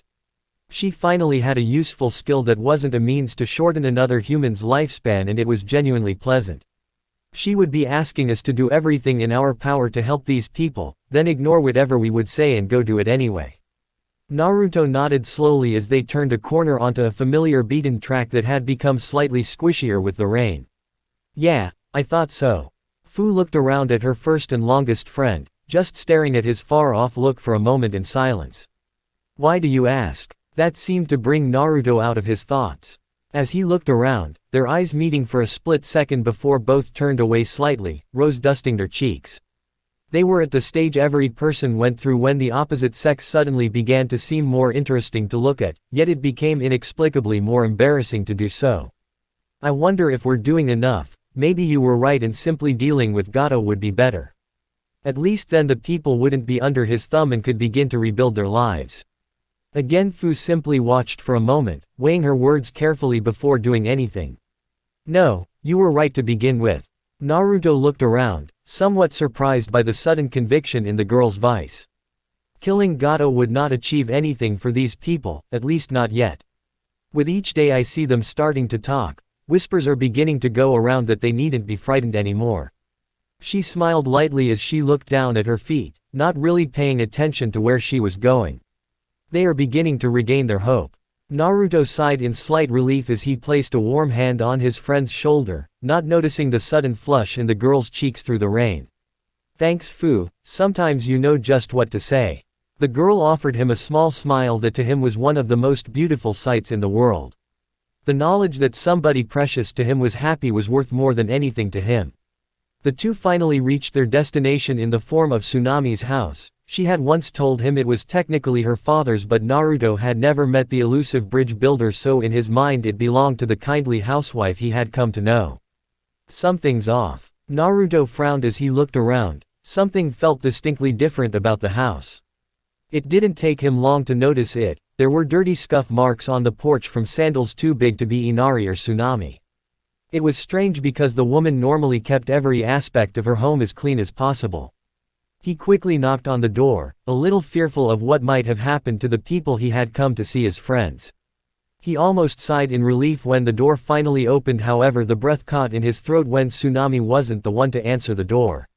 Can I help you? Naruto just blinked at the girl in front of him. Long pink hair, a sleeveless red dress and a shuriken pouch strapped to her thigh. She was a shinobi, but more importantly the forehead protector she wore as a hair band proudly gleamed with the symbol of Konoha. Chapter 44, Flames Part 4. Accept your past with no regrets. Handle your present with confidence. Face your future without fear. Hussein Nisha. Hello. The girl waved a hand in front of his face slowly, a confused expression prevalent on her features as Naruto continued to just stand there dazedly. Suddenly he blinked, snapping out of his semi-trance as his face naturally returned to his usual calm look, almost as if he hadn't just stared dumbly at the girl for a whole 10 seconds without saying anything. To the side, Fu was looking between the two in similar confusion before scrutinizing the pink-haired girl that had opened the door. Like Naruto, she could instantly tell she was a shinobi due to the forehead protector she wore as a hair band. It was that, or some girl had managed to get a hold of one and was wearing it for fun. She didn't seem like a kunoichi. Her legs and arms were skinny and her whole body bore the signs of litheness from diet as opposed to training. Her hair was meticulously clean and shiny, and Fu could smell the strawberry in her shampoo, something that was strange for a kunoichi supposedly out on a mission that shouldn't involve seduction. Fu instantly found that she didn't like this girl all that much, especially after seeing Naruto stare at her like that, although for the life of her she couldn't explain why. Oh, I'm sorry about that. I was slightly surprised that you weren't Tsunami is all. The girl just nodded slowly. You are here to see Tsunami-san. Naruto just nodded quickly, a small disarming smile pulling at the edges of his mouth. Tsunami-san, there is somebody here to see you. There was the sound of hurried scuffling from inside the house and Tsunami quickly made herself known, standing just behind the pink-haired girl. Naruto-san, it's good to see you. Naruto observed the woman carefully. She had told him before that her father had gone to request the help from shinobi, but he couldn't rule out the possibility that she was being held captive. Luckily she only wore her usual motherly smile and Naruto let go of any lingering doubts he might have had. You too, Tsunami-san. I came by to offer my usual help, but, he looked poignantly at the girl still standing to the woman's side. It seems you have company, so maybe I should come back another. Unfortunately for Naruto, any chance of them leaving was dashed as soon as another voice made itself heard. Naruto Onisan. Fu Onichan. The blonde monk had to stifle a small sigh of frustration as Inari came barreling out of the house, a small wooden kunai held firmly in his hands. His veritable dive at Fu was instinctually dodged by the verdette, surprising the pink-haired girl with her speed. The poor boy went sailing over the girl, rolling to a messy stop on the ground outside, naturally covering himself in mud. With the energy only children possessed, he jumped to his feet, laughing happily as he waved the toy Fu had fashioned for him about. I'll get you next time, Onichan. Just you wait. He was soon silenced though as Tsunami quickly clipped him around the back of his head, a scolding expression on her face as she pointed back into the house. Inari. What have I told you about attacking Fu-san? Now get inside and go clean up. Inari looked rightfully fearful of his mother's suddenly vengeful expression and hurriedly rushed back into the house, dutifully wiping his feet before rushing off upstairs on his little legs. "Ah, I apologize again for him again, Fu-san." The mint-haired Jinchuriki simply waved the woman off. Since she had given Inari the wooden kunai, he had done that to her every time she had come to the house, trying to, in his own words, surpass her with these two arms. Apparently it was something Kage had once told him, and Fu really didn't want to discourage him from trying to become stronger. "It's fine, Tsunami-san." The woman smiled kindly at the younger girl. Like Naruto, it often surprised her how mature and collected Fu could be, and usually was. "Ah, if only everybody was as understanding as you, Fu-san. Anyway, you should probably come in outside from the rain." Naruto actually did sigh that time. Quietly though, now that they had been invited in, there was no chance of them leaving quietly. They were quickly herded into the house after hanging up their hats and cloaks, although Naruto decided to hold on to his shakuju. Soon they found themselves at a table, sitting across from three young shinobi, each regarding them in their own way. First there was the boy with dark hair styled up into spikes at the back in a high-collared blue shirt, white shorts and arm warmers. He sat at the corner of the table, obviously content to just quietly stare at the two rather coldly. Then there was the other boy of their team, with brown shaggy hair hidden by a light gray, fur-lined hoodie that oddly enough had a small white dig sticking out of the front. He had a distinctly feral appearance with his slitted eyes and large triangular red marks on his cheeks resembling fangs. Finally there was the girl they had met at the door, alternating between staring curiously at them and glancing over to the first boy. "So who exactly are you anyway?" It was the second boy who asked, the small dog yipping out in what seemed to be agreement with the question. He was quickly hit over the head by the girl of the team, obvious irritation plastered over her face. "Don't be so rude, Kiba Baka." Kiba just snarled at the girl in equal irritation, rubbing the sore spot at the back of his head as the dog in his hoodie growled as menacingly as something smaller than a house cat could. What the hell was that for Sakura? As the two descended into pointless and only half-intelligible squabbling, the final member of their team just calmly sat there, observing Naruto and Fu with scrutinizing eyes. "The mud raises a good point. Who are you two?" Naruto simply returned the cold expression with a warm smile that was slightly strained at this point. He had met more than a few shinobi in his travels, but he had never met a team so strange, and that was out of experience with people like Omoi and Karui. "Onisan and Onichan are the best." Naruto had been about to answer, but it seemed Inari, now damp from a bath with a towel slung over his head, saw fit to answer for them. All three shinobi turned to look at the boy. Kiba and Sakura even stopped fighting to watch the boy run into the room happily, quickly taking a spot sitting on Fu's lap, much to the girl's hidden chagrin.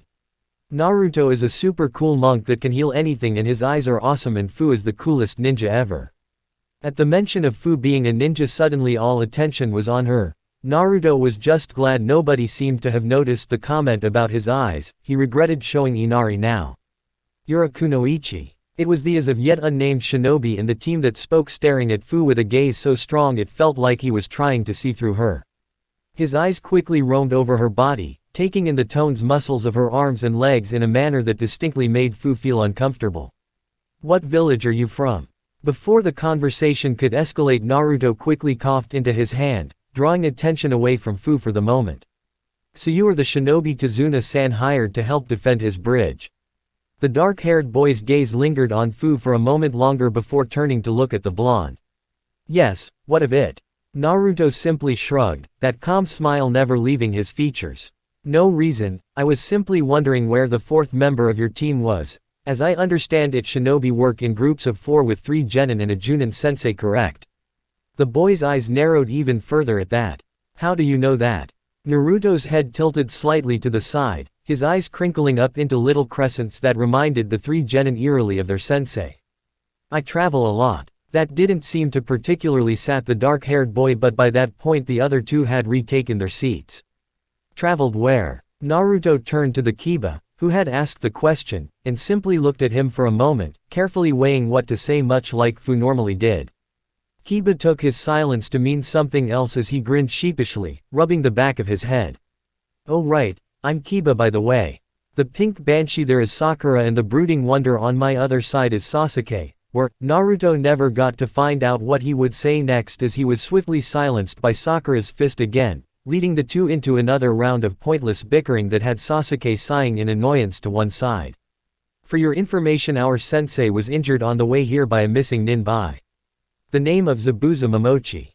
Naruto's eyes widened at that imperceptibly. During his time with the rebellion he had heard a lot about the seventh swordsman of the mist, Zabuza especially.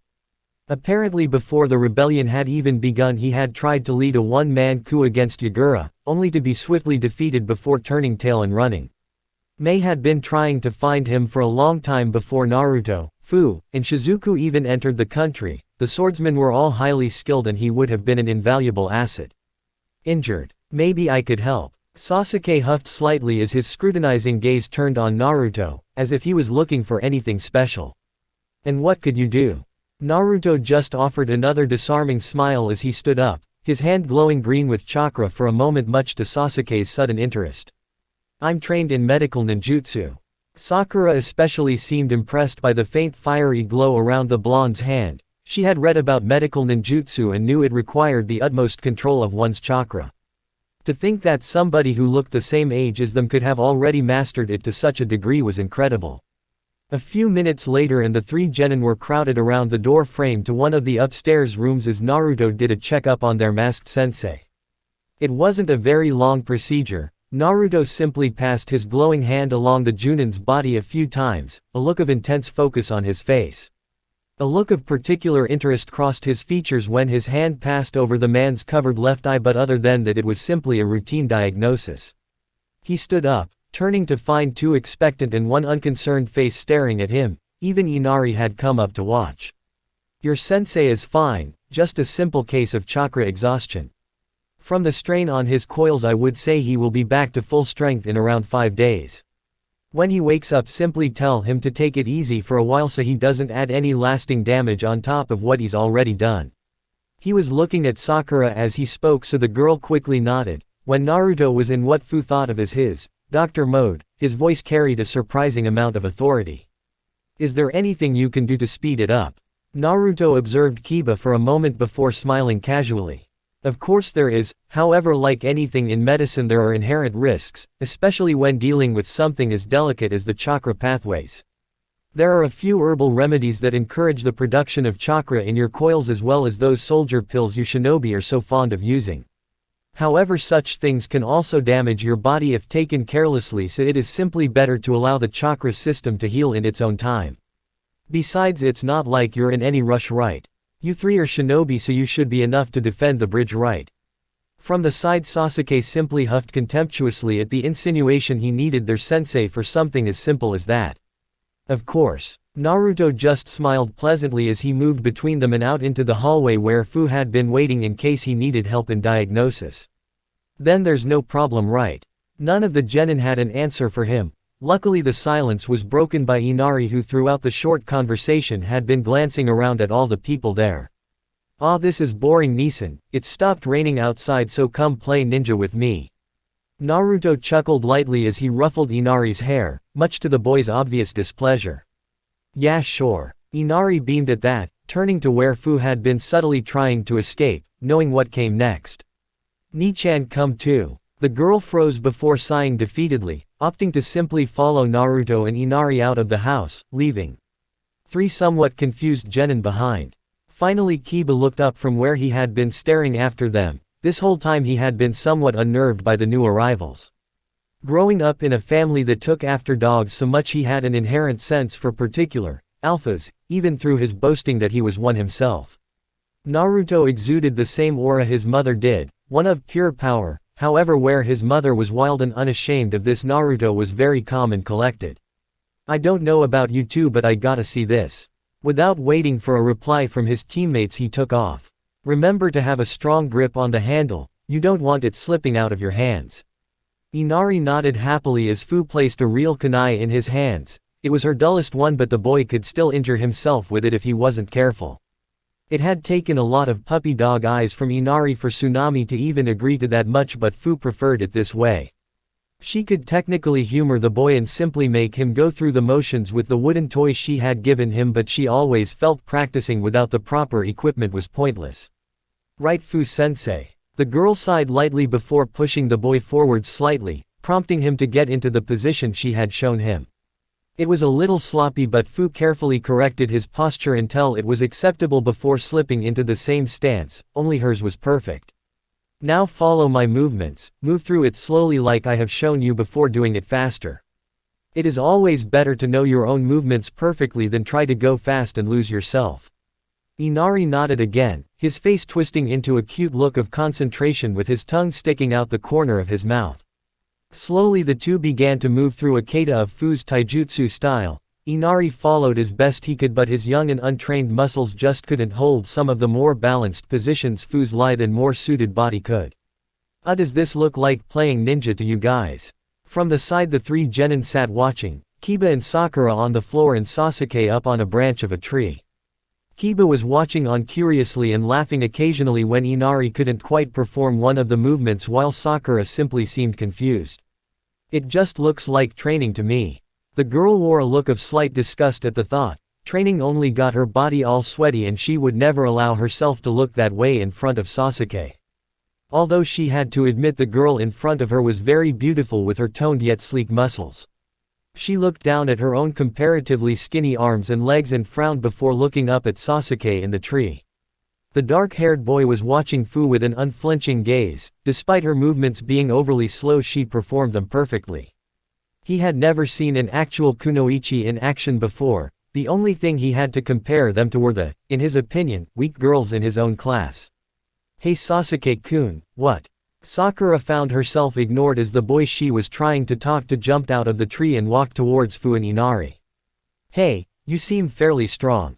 His face remained neutral as he stood there, slowly growing annoyed as Fu seemed to ignore him, opting instead to gracefully complete the movement set before turning around, her face a blank mask. How about a spar? Fu just looked at him for a moment as Inari excitedly buzzed by her side. The prospect of seeing two ninja actually fight a little too much for his childish imagination. From the side Sakura frowned. Sasuke had never asked her to spar before. In fact, he never really showed interest in anybody like this. Very well. At this point even Naruto, who had been sitting off to the other side of the clearing in meditation, seemed interested. Sasuke just nodded, walking back a few paces before settling into his taijutsu stance. Fu immediately noted that it was perfectly executed, obviously well practiced. However, whether or not he could maintain that discipline in a fight remained to be seen. She too settled back into her stance, calming her breathing until it was as level as her heartbeat. She never wasted the opportunity to prepare herself when it was presented. The fight was sudden, swift and brutal. Sasuke charged forward, intent on getting the first blow. However, Fu's eyes snapped open, immediately gauging everything she needed to know. The boy was fast, surprisingly so, and his movements were economic. However, in comparison to Naruto, or the Junin she had fought in Mizu no Kuni, he was fairly average. It didn't take much for her to swat his punch away, shifting her foot back to avoid a sweeping kick before brutally slamming both of her fists into the boy's chest before he could even widen his eyes in surprise. Her movements were fast and efficient, not a single twitch of her muscles was wasted energy. It was a habit bred from fighting in a war. There was no place for flashy moves or exuberant fighting styles. She lacked Naruto's ability to switch interchangeably between large-scale suppression techniques and overbearingly powerful, but directed attacks. She had to make do with her speed and normal jutsu, meaning she had to finish her opponent as fast as possible so she could move on and help her comrades. Sasuke learned that the hard way as he felt the air leaving his lungs, his body flying back from the blow to land heavily on the ground. For a moment he just lay there, dazed and shocked. He had never been defeated before, discounting his brother, Kakashi or Zabuza, which he attributed to their age and experience. However, this girl, who was around the same age as him, had disabled him as easily as one might deal with an errant insect. Suddenly, and inexplicably, a small grin formed on his face as he picked himself up off the ground. Absently he heard Sakura calling out to him in worry from the edge of the clearing, but completely ignored it in favor of looking at Fu. "You are fast." The girl had not moved from her stance, ready in case Sasuke decided he wasn't done yet.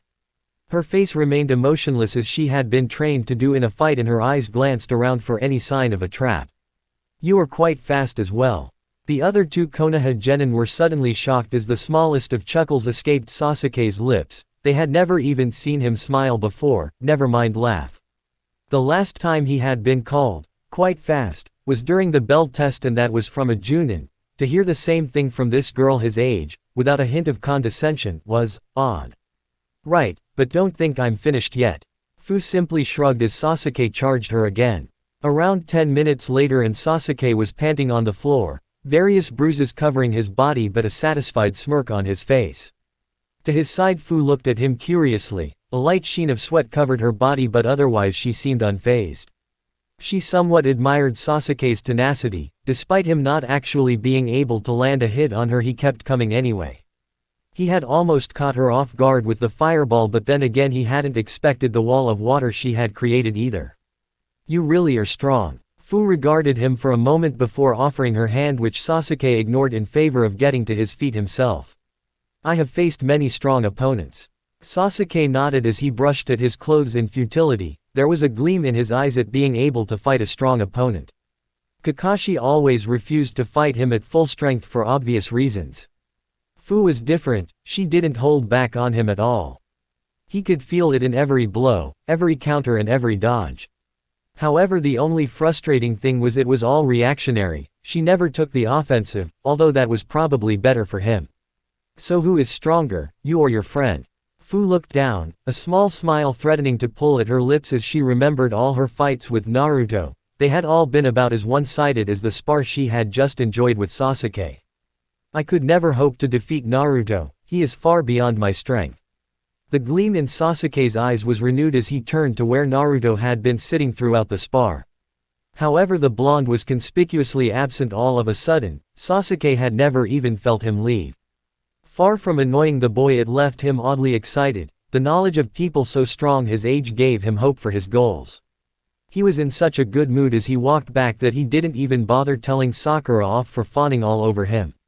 Naruto had left sometime around the middle of the spar. He knew Fu would be fine against Sasuke.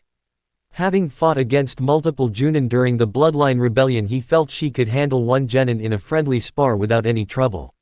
He also didn't want to spend too much time around the Konoha shinobi in case one of them happened to recognize him. He had grown up a lot in the 6 years he had been gone from the village, but his main defining characteristic, his blonde hair, was still prevalent.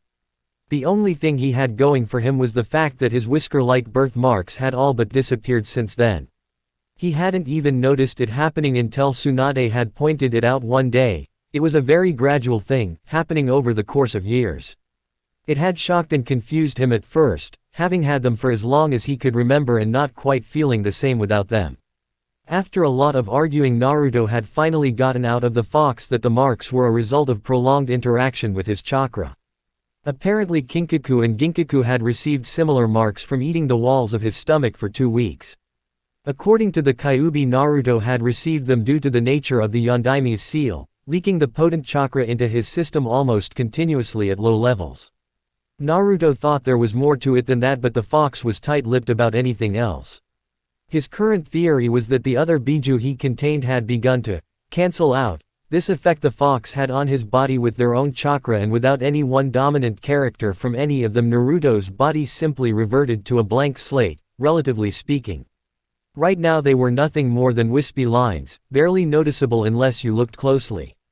He figured in a few months they would be gone entirely, and he wasn't sure whether to be saddened or relieved. On one hand he would lose something that made him distinctly him, while on the other hand he would be much harder to recognize. He put that to the back of his mind as he walked, taking in the peaceful atmosphere of the afternoon out in the forest. Everything had a slight glimmer from the recent rain and the insects still hadn't come out yet, so there was a pleasant silence permeating everything. Eventually he found a dry enough clearing to sit down in and assumed his usual meditative position. Like usual, when he did this, the very first thing he did was to extend his senses through the moisture in the air.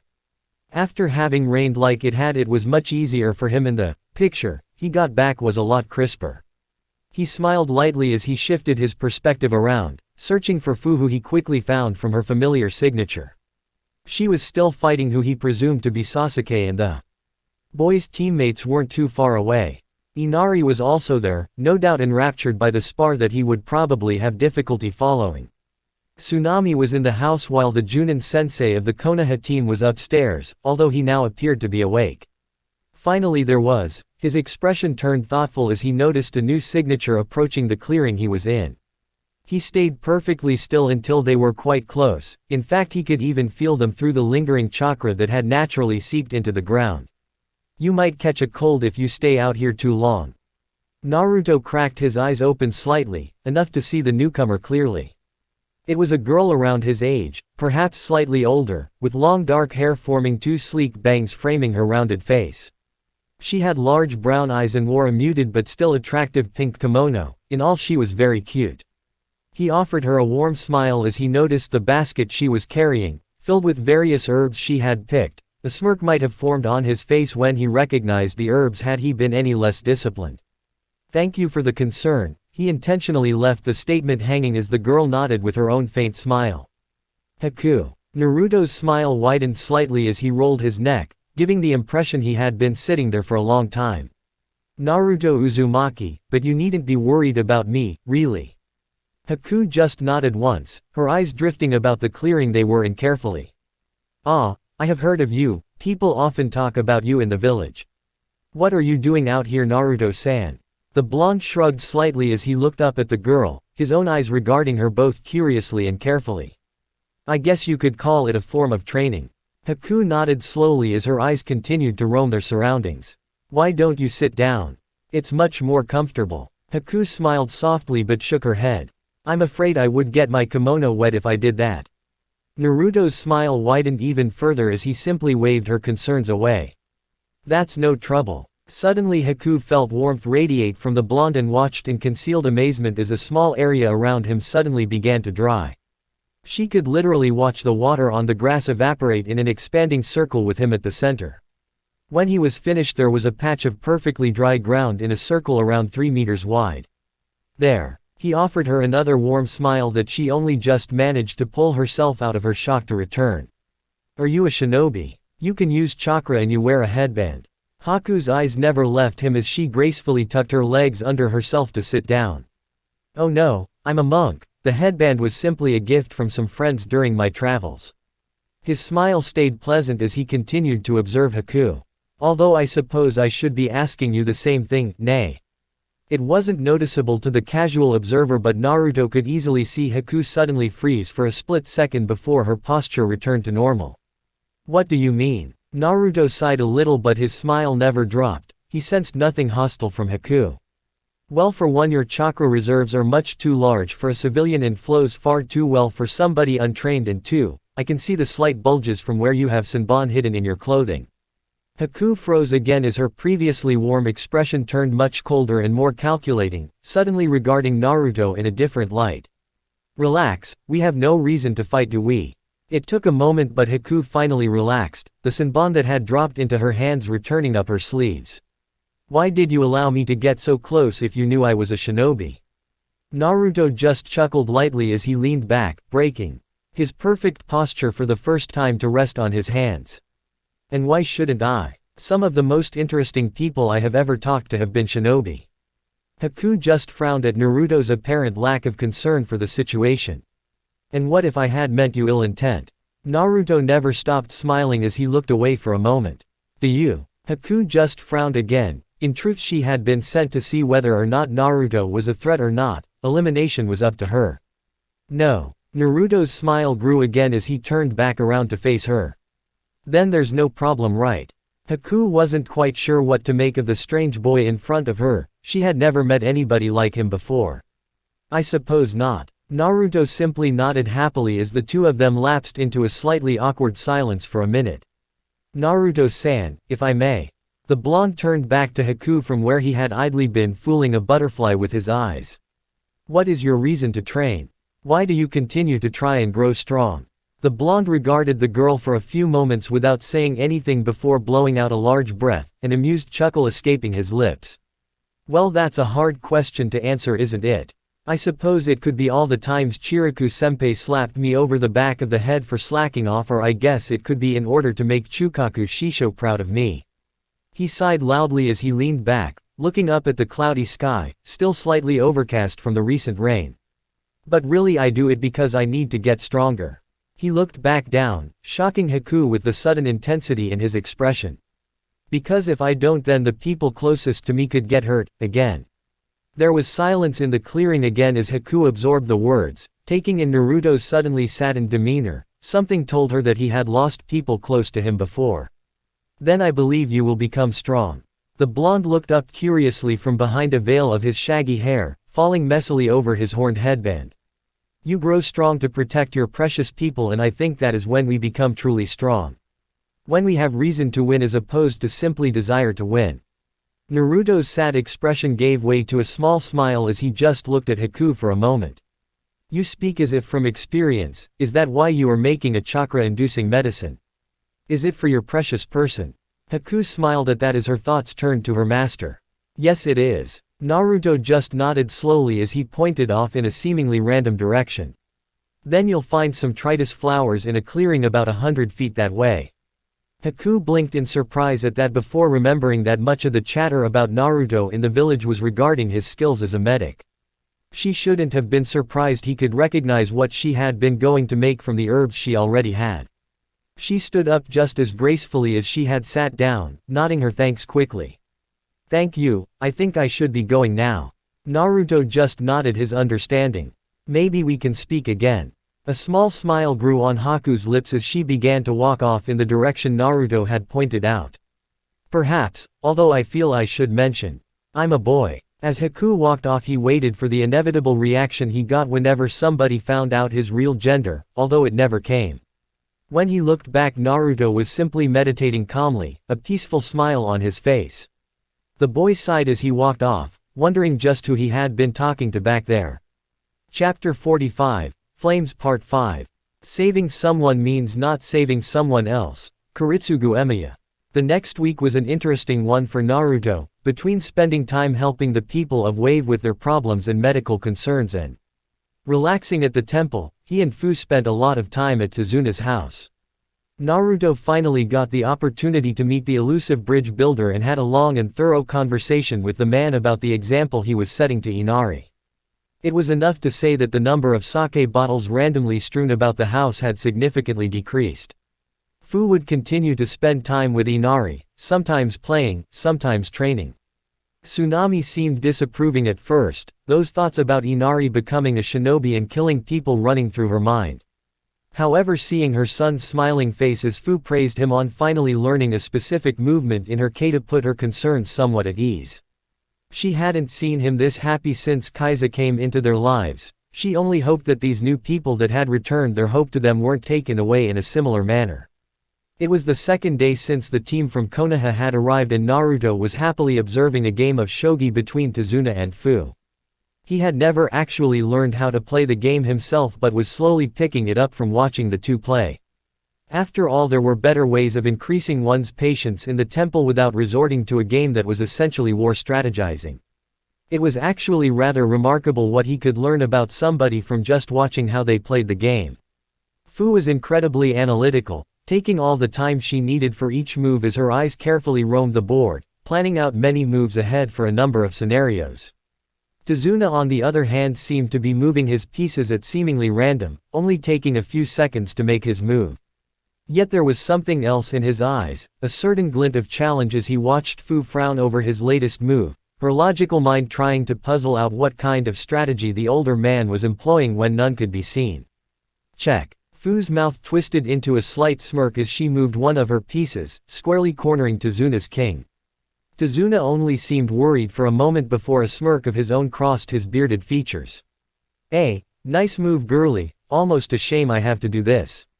Fu immediately frowned as Tazuna moved a piece of his own, cutting off Fu's attack on his king and simultaneously putting her back on the defensive, at least if she wanted to keep any semblance of control over the board.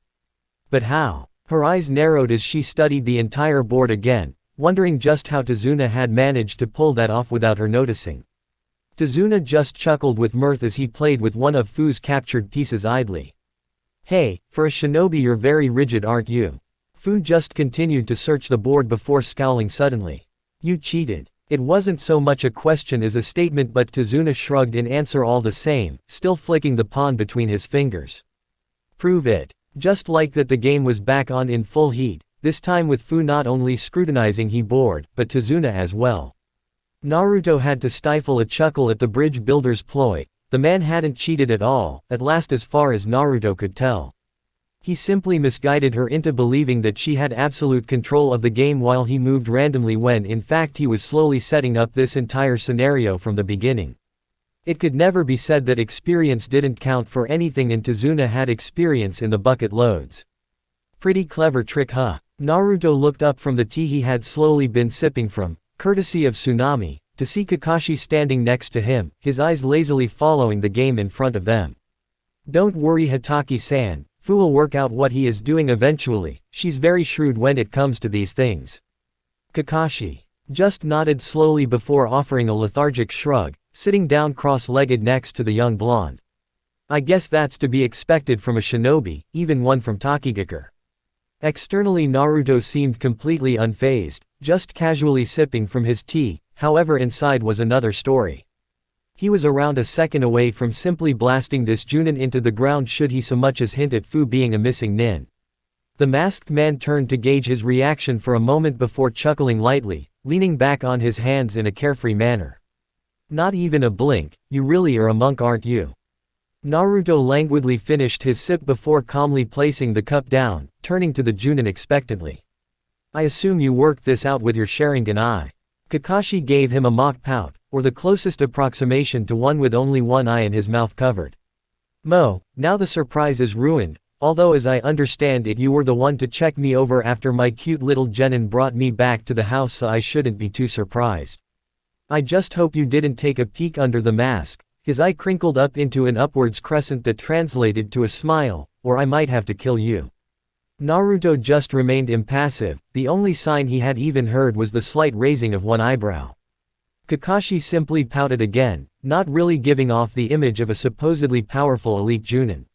Hey, you're no fun, it's like talking to Asuma after he came back from his time with the 12 Guardian Shinobi. Naruto took another slow sip as he calmly observed the man before him. I assume you were referring to Asuma Sarutobi. Kakashi nodded once, which Naruto returned in kind. My senpai was good friends with him, a very strong and capable shinobi if his stories are anything to go by. Kakashi could only nod again, Asuma was a good friend of his after all. But no, for your information, my Sharingan had nothing to do with it. After all, her skin color is very rare outside of Tani no Kuni, and from the way she holds her kunai I can tell she is used to ones with slightly longer reach and is having to adjust for that, just like the pronged ones they use in Taki. Naruto actually looked impressed by that. It was amazing that the man could work out so much from so very little. Curious girl, makes me wonder what she's doing out wandering with a monk from the Fire Temple, especially since she isn't wearing a headband. Naruto's hand tensed slightly, but before he could even think of doing anything, Kakashi suddenly leaned back, stretching out his back with a comfortable sigh. Now, while I don't read the bingo books religiously, I think I would have remembered seeing her in there somewhere, kind of hard to miss the dark skin and mint green hair. Naruto sighed internally out of relief. Of course Taki wouldn't put her in the bingo book, they couldn't let people know they had lost their Jinchuriki.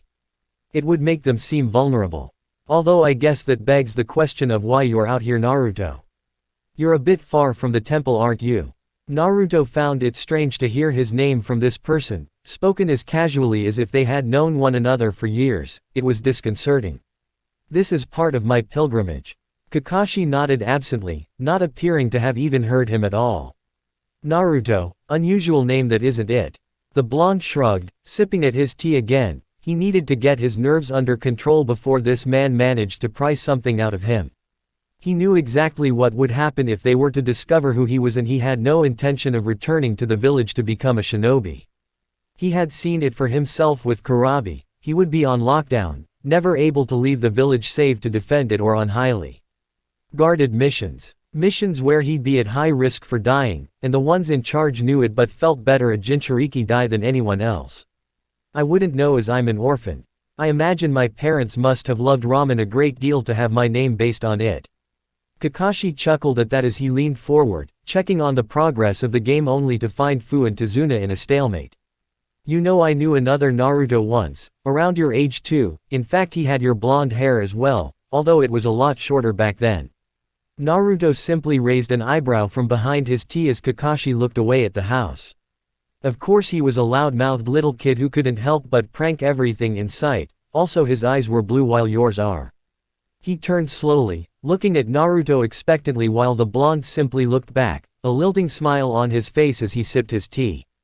You know Hataki-san, it almost sounds as though I'm being interrogated. The silver-haired Junin simply gave him a patented eye smile as he waved the boy off. Momo, I'm just trying to get to know you is all. Naruto simply smiled peacefully as he stood up, finishing off his tea in one last drink. Well then, it was a pleasure talking to you Hataki-san, but if you'll excuse me, I have work to do in the village. There's a man there who has been bedridden for a week with a strange fever that is slowly turning his hair white. Kakashi just nodded, watching the blonde walk away with his one good eye. Medical ninjutsu is a rather strange thing for a monk to know, isn't it? Naruto paused mid-step as he turned to face the masked Junin again. I suppose it is, but I have been blessed with many friends on my travels as well as good senseis. Besides, isn't it more strange for a non-Uchiha to have a Sharingan? With that he turned and walked away, leaving Kakashi to frown briefly before it was masked by his usual lazy expression. He watched the shogi game for a bit but quickly grew bored. Slow-paced games that involved a lot of strategizing weren't really for him.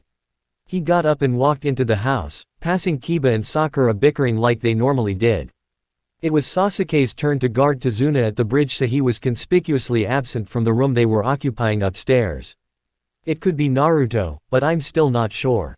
The masked Junin set himself down on the bed, wincing as his still aching body protested, a thoughtful expression hidden by his mask. He has Minato-sensei's hair, but being blonde isn't really enough to go off of. He doesn't have the whisker marks, but he could always be covering those with makeup. If only I could see his eyes, or if the Hokage had simply told me where Naruto went all those years ago. Kakashi sighed heavily to himself and put his head in his hands wearily. All the Hokage had told him was that Naruto was in a safe place outside the village. Kakashi supposed that could mean the Fire Temple, but it could also mean anything else. However, when it had come time for his year to graduate in the academy and Naruto had still not returned, he had begun to grow worried for his sensei's legacy. The Hokage remained tight-lipped about it, but Kakashi could always see the hints of frustration that came every time he brought it up.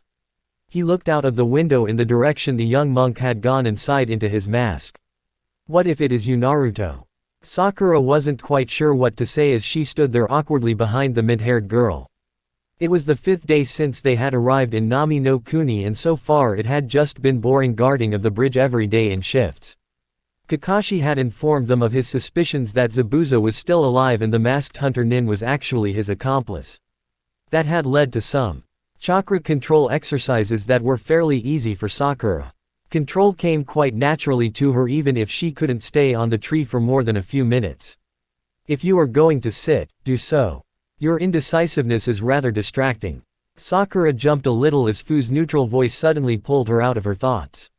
The mint-haired girl was looking up at her impassively, and Sakura took the opportunity to sit down carefully, tucking her skirt underneath her so it wouldn't get too dirty from the ground.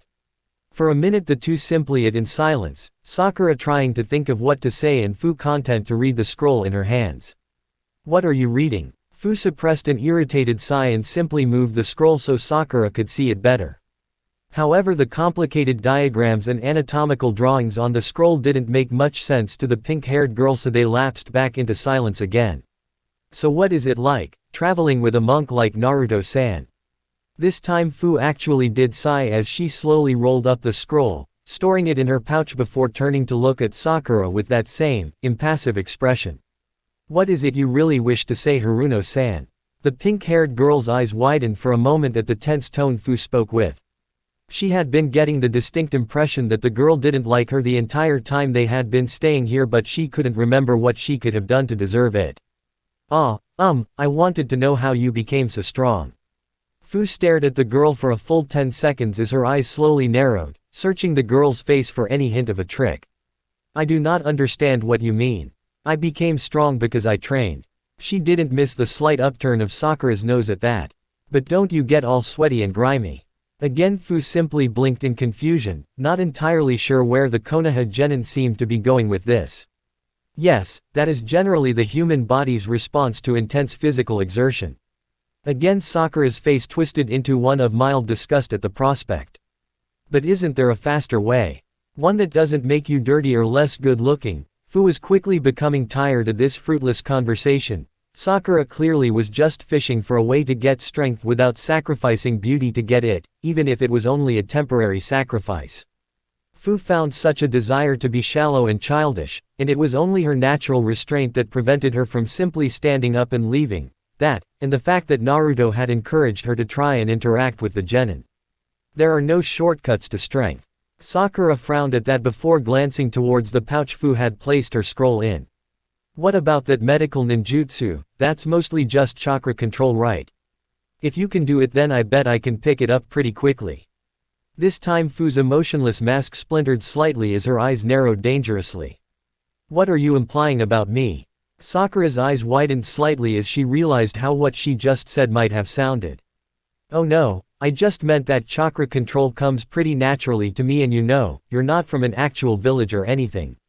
If possible. Fu's eyes narrowed even further as her previously steady expression turned into a mild glare, making Sakura slightly nervous. You think that a strip of cloth and metal makes you somehow superior to me? Sakura quickly brought her hands up instinctively, waving them in front of her. No, I didn't mean that. She had seen this girl fighting Sasuke, and although she knew Sasuke must have been holding back for her sake, she still seemed incredibly strong. She wasn't the type of person Sakura wanted to anger. Then what did you mean? Sakura paused for a moment, very carefully contemplating her next words, wary of the fact that Fu's expression had once again become neutral, something that was scarier than when she seemed angry. It's just, people go to hidden villages because that's what we do. We protect people because we are the good guys. There was a tense moment of silence before Fu snorted in amusement, making Sakura chuckle nervously at the sudden change in her personality. You are very, very naive. Sakura looked up at Fu, who was looking at her with an expression she couldn't place. It was like a mix of pity and contempt. Shinobi are not the good guys. Your village are not the good guys. Shinobi are nothing more than mercenaries for hire. For every protection mission there is an assassination, for every client you save there is another target you kill, all under the order of the Kage, who in turn answers to the client. Your jobs are based on the desires of the one paying for your work, and have nothing to do with the job being good or bad. Fu stood up, deciding she had enough of this conversation. Naruto could tell her all day to socialize with people, but she refused to have such an inane conversation. Are you saying shinobi are nothing but tools? Fu paused for a moment, considering it. She had once thought that way in Taki, thought that she was nothing more than a tool, a weapon to be pointed at the enemy and let off the leash, figuratively. Of course Naruto had changed all that, showed her that she was a human beneath the layers of blood on her hands. No, shinobi are people, and like all people there are the good, the bad, and everything in between. However, as long as you follow the orders of your Kage blindly, you are simply an extension of the village. Shinobi can lead happy and fulfilled lives, find love and even find family. The girl's expression darkened as she turned away, walking off to find Naruto, but never think that shinobi are ever the good guys. She walked off on that note, leaving a gaping Sakura in her wake, her mind reeling over what she had just been told. It was a fairly normal Thursday in Nami no Kuni. There was a light fog rolling in off the coast and the streets were quiet. However, out on the bridge there was only silence. There wasn't a soul in sight as two figures stepped onto the concrete surface of the expansive crossing. The first was a large, muscled man wearing a sleeveless black vest with matching pants and bandages wrapped around the lower half of his face. However, the most remarkable thing about him was the enormous sword strapped to his back, almost as long as he was tall. The second figure was much smaller, wearing the traditional battle kimono of the Kiri Hunter Corp. He had two long sleek bangs framing his face, or would have if it wasn't covered by a white porcelain mask decorated with scarlet designs and engraved with the symbol of Kurigakur no Sato. He carried no visible weapons, but his way of movement showed training in taijutsu. The two looked around curiously, having expected to see a bridge bustling with workers, looking to make the most out of the early morning sun. I sent the workers home as soon as I felt you coming, Momochi-san. Suddenly the two figures were not alone on the bridge as another seemingly materialized from the surrounding fog. Ah, So you're the brat Haku keeps going off to see, Naruto right? The blonde stepped forward, a pleasant smile on his face as he nodded in the duo's direction. And you are Haku's master, Zabuza Momochi, demon of the hidden mist and member of the first generation of the Seven Swordsmen. Behind his bandages Zabuza gave a shark-like grin with his pointed teeth. Ah, it feels so good to be recognized by the youth of today. His grin faded as he pulled the enormous sever sword, Kubikiraboucho, from his back. Haku told me that you were no threat and I trusted him, so what's the deal? Decided to try and stop us. Naruto just shook his head, sparing a glance as Haku who looked away as soon as he felt the blonde's gaze fall on him. No, I simply came to offer you a choice. Zabuza's eyebrow rose in curiosity as he placed the blade of his sword against the cold concrete with a resounding ring of metal. As you know, Tazuna will be here in a few minutes with the Konoha shinobi, Kakashi Hatake along with them. The swordsman grimaced at that. He was still sore from his last bout with the Sharingan user. All I'm asking you to do is turn around and walk away, leave the bridge builder be and allow this country to finally regain its legs. Zabuza stared at the young boy in front of him, standing there fearlessly before him. Is this some kind of joke, kid? Don't you know who I am? I might be a missing nin but I still have self-respect. I don't just drop a mission halfway through. Naruto sighed, knowing that the bandaged Kenjutsu expert would be a lot harder to talk to than Haku. Last I checked, missing nin slashed their forehead protectors. Zabuza just scowled again, lifting his blade up to rest it across his shoulders threateningly. There's no need for you to do this. The bloodline rebellions are over, you can go home now. Zabuza grunted as Haku turned to look at him, as expectant for his answer as Naruto was. I know, Haku told me what you told him.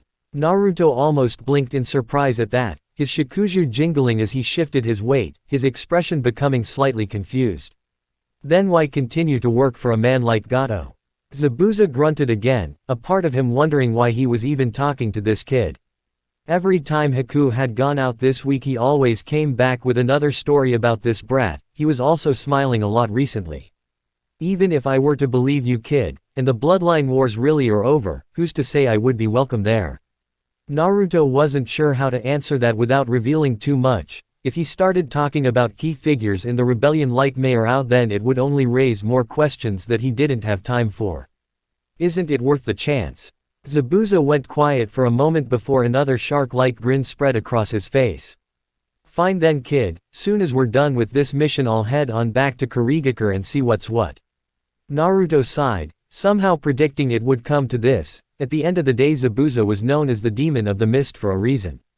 Do you not see what Gato is doing to this country? His voice had almost taken on an imploring tone, however Zabuza just shrugged, the large sword on his shoulders shifting with his weight. A client's a client and the fate of this country really isn't my concern. I've been paid to get rid of the bridge builder, so until I'm dead or he is, then my job isn't over. His grin turned into more of a sneer as he took a step forward, his blade swinging around to point squarely at the young blonde. So what's it going to be, kid? You going to try and stop me? Naruto sighed before taking a step back, leaning against his shikuju slightly. No, like I promised Haku, I won't interfere with any of the fights. He looked up suddenly, his face a mask of determination and steel as the grip around his staff tightened. But Tazuna is the last hope of this country and I won't let anything happen to him. Zabuza seemed ready to respond but was cut off by a loud cheer as 5 more people and 1 dog made themselves known at the end of the bridge. Yahoo! I told you I smelled them. Kakashi nodded to his excited genin as he stepped forward, his eyes scrutinizing Zabuza, Haku and finally Naruto. Good job, Kiba, you know what we planned. You and Sasuke deal with the fake hunter nin while Sakura protects Tazuna. His eyes lingered on Naruto for a moment longer before turning to face Zabuza. I thought you were alive. Zabuza's grin returned as he once again slung his sword across his shoulders, assuming an easy stance.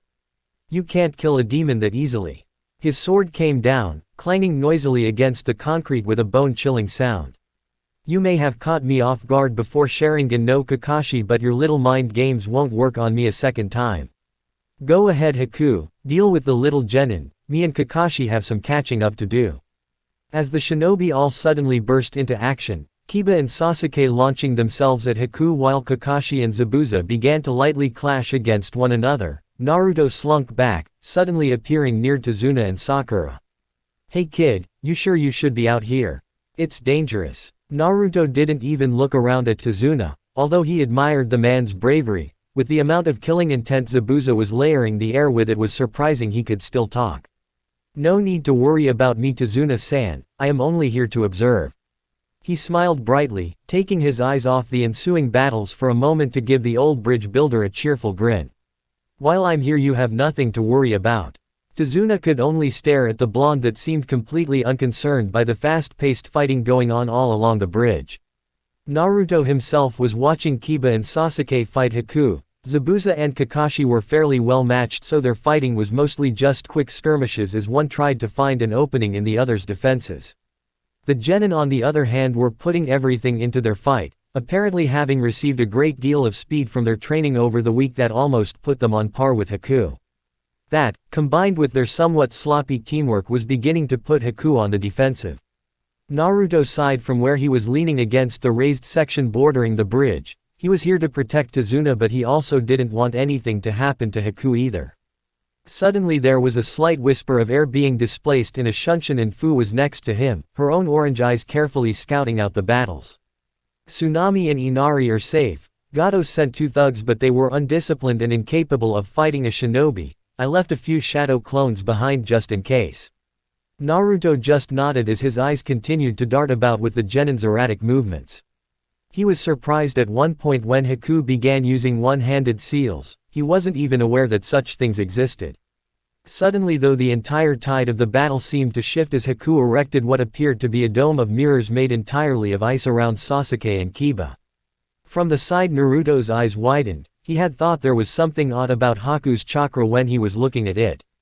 He couldn't place it, but it reminded him a lot of some of the people in the bloodline rebellions with Kage Genkai. He just hadn't realized what bloodline Haku possessed.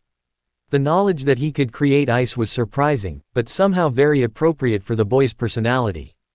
Looking at it now he could see it. His chakra moved slowly through his coils, in some places almost appearing to be static, yet at the same time it was light and airy, unlike earth-natured chakra. He watched, enraptured as the boy displayed his ability to move at incredible speeds, far surpassing what most Junin could follow, between the mirrors. Sasuke and Kiba stood little chance against the ensuing onslaught of Senbon that practically came as a barrage from every mirror. Naruto was actually worried for a few moments, knowing the consequences if Haku were to kill the genin, at least until he noticed the boy was only aiming for non-vital spots. He breathed a sigh of relief as Sasuke finally slumped to the ground, a pained grimace on his face as the mirrors collapsed into water around them. He was injured and would be sore for a while, but he was definitely alive. Unfortunately that pleasant thought was cut short by the sound of birds chirping. Reikiri. Naruto looked over to spot Kakashi facing down Zabuza, his hand enshrouded by a layer of crackling white lightning chakra. It was so concentrated that it actually hurt to look at slightly for Naruto's chakra-sensitive eyes. Zabuza was held still by a group of dogs, each sinking their fangs into him at different parts of his body, immobilizing him so that Kakashi had a clean shot at him.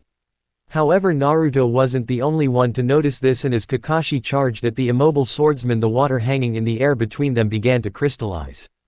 There was a squelch as a lightning-coated hand passed through flesh. However, silence reigned on the bridge as everybody stared at what just happened. Kakashi seemed especially shocked to have his hand sticking out of the chest of not Zabuza, but Haku instead, having used his speed technique to intercept his Reikiri just in time. The boy smiled as blood dripped from the corner of his mouth before slumping to the floor. Haku. Nobody even saw Naruto move. One moment he was calmly observing the fights and the next he was by Haku's side, his eyes frantically roaming over the boy before staring uselessly at the gaping hole in the middle of his chest. A switch seemed to flick in his mind as suddenly everything around him vanished. It was just him and Haku as his hand lit up in an almost blinding green light. Instantly he was pressing against the wound, forcing his chakra into Haku in an attempt to first stop the bleeding. However, it seemed fruitless as copious amounts of it began to pour over his hands. Many of his arteries had been severed even if the heart itself hadn't been damaged, although Naruto could actually see it, pumping away. He could literally watch each pump of the vital organ grow progressively slower as the light started to fade from Haku's eyes. He seemed to try and speak at some point, but all that came out were half-formed gasps as flecks of blood found their way onto Naruto's clothes, not that he cared. "Please Haku, just hang on." His voice was desperate now as his hands glowed with useless chakra. Vaguely he heard cries behind him and the sounds of steel ripping through flesh, but it all just sounded like static. Finally Haku managed to turn his head towards Naruto, a small smile on his lips as he opened his mouth to speak, but all that came out was a single lingering exhale as the light finally left his eyes. Naruto froze there, staring down at the final image of Haku, uncaring of the growing pool of blood he was kneeling in. But it wasn't Haku. It was Shizuku staring up at him with those lifeless glassy eyes. Her vibrant purple hair was stained red as it fanned out beneath her, matching the stains across her kimono top. Naruto just trembled for a moment as he stared down at her limp hand, clasped in his own, a single tear welling up in his eye. No. He didn't want this to be happening again, he didn't want to see this. No. His free hand slowly curled up into a fist as chakra began to seep from his body like a beacon of light. No. His hair began to lift up from the sheer magnitude of the chakra he was emitting, a bright aura forming around his body as the outermost ring of his Rinnegan pulsed energetically.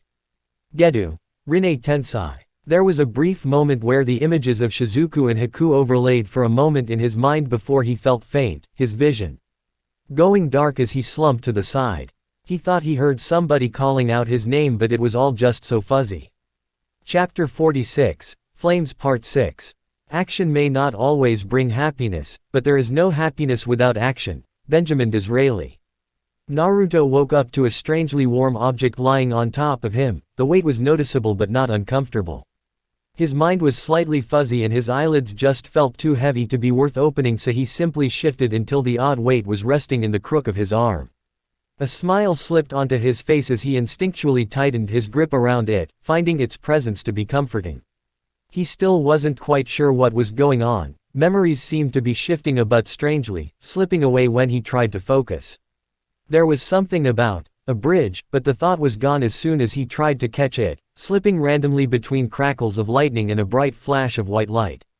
He shifted his weight again, his mind briefly wondering why the weight next to him seemed to groan at that. He ignored it though, trying desperately to sort through his jumble of memories. He was Naruto, that seemed clear to him, yet at the same time it didn't seem quite right.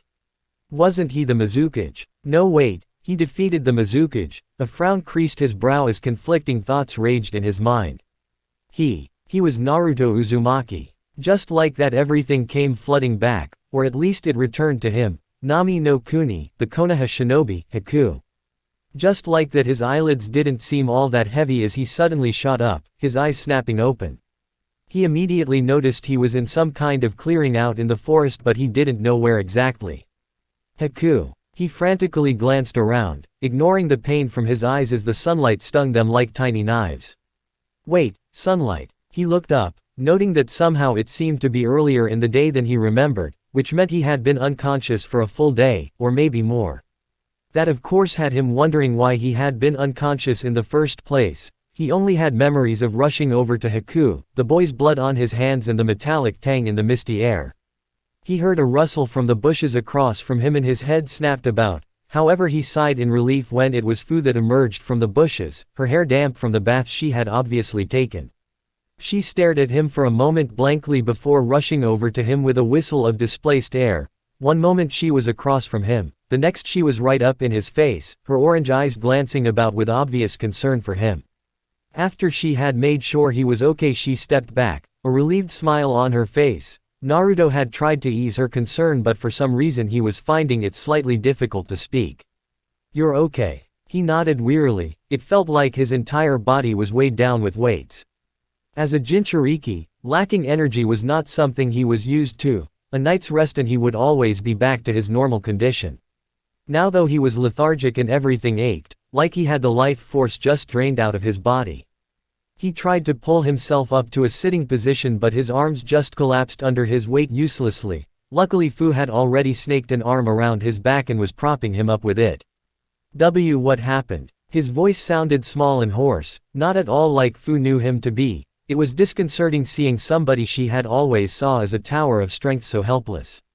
"I'm not sure, it might be best to ask Haku that once he wakes up." Naruto blinked in confusion, his mind was slightly fuzzy still and he still wasn't quite up to speed.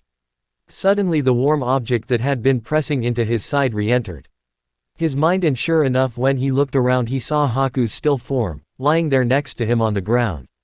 Just the sight of his limp body lying there like that made his body feel heavier with grief. He had watched another friend die right in front of him. Even with all his medical knowledge he had been able to do nothing. Wait, dead bodies weren't warm. Naruto's eyes narrowed slightly as he looked at the boy's body, moving the limp arm that was gently resting over his waist.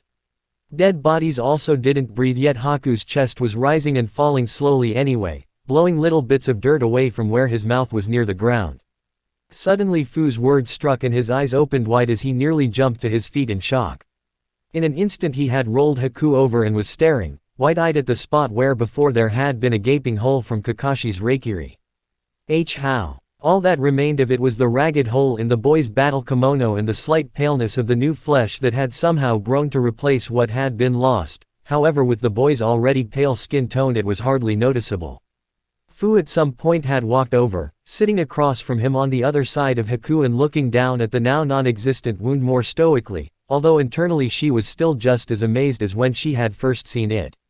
I am not sure, she frowned as she looked down at the ground, her hands fumbling in a nervous manner Naruto had never seen from her before. Fu is a lot of things: stoic, controlled, passive, and when the situation called for it happy, in a quiet sort of way. However, he had never seen her nervous like this before. Something happened on the bridge, Naruto. The blonde looked up at the mint-haired girl in confusion as he suddenly realized that he had no idea what had happened after he had passed out. As if sensing his question, Fu quickly nodded, looking somewhat glad that she could change the topic. While you were attempting to. She looked down at the body of Haku. She had run her own diagnosis on the boy afterwards and found he was perfectly healthy, unnaturally so in fact. While you were healing Haku-san, the man Gato appeared on the bridge, declaring both he and Zabuza as useless. He had brought many thugs in order to kill him, obviously underestimating the strength of shinobi. Naruto just nodded, rubbing his temple to stave off a coming headache. He could tell that medically nothing was wrong with him, however he just felt so unbelievably drained. Gato seemed like the type of man who wouldn't keep to a bargain if there was a cheaper alternative.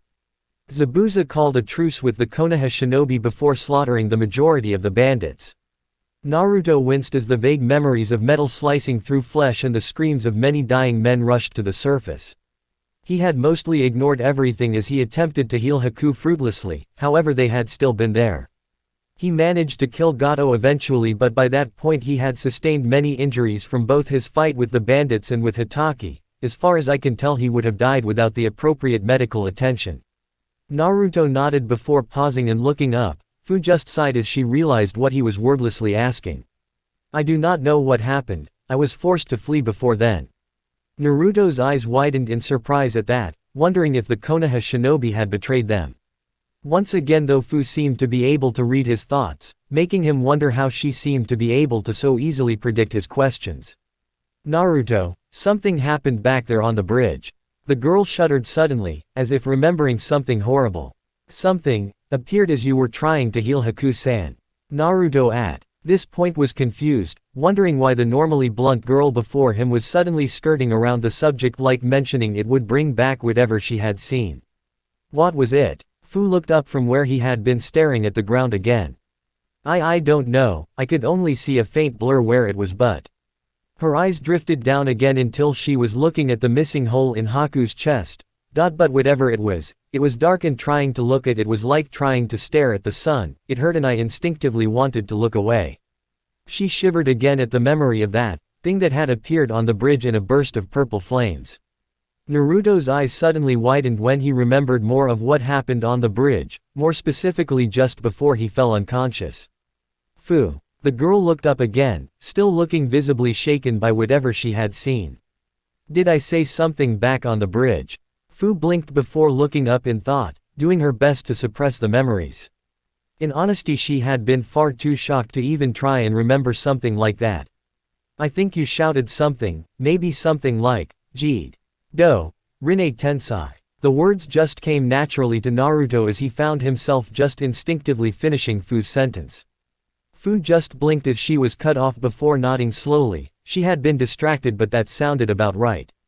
Is it another path? Naruto nodded slowly, a frown on his face. If that was it, then this would be the sixth path, the last if the sage's moniker was anything to go on.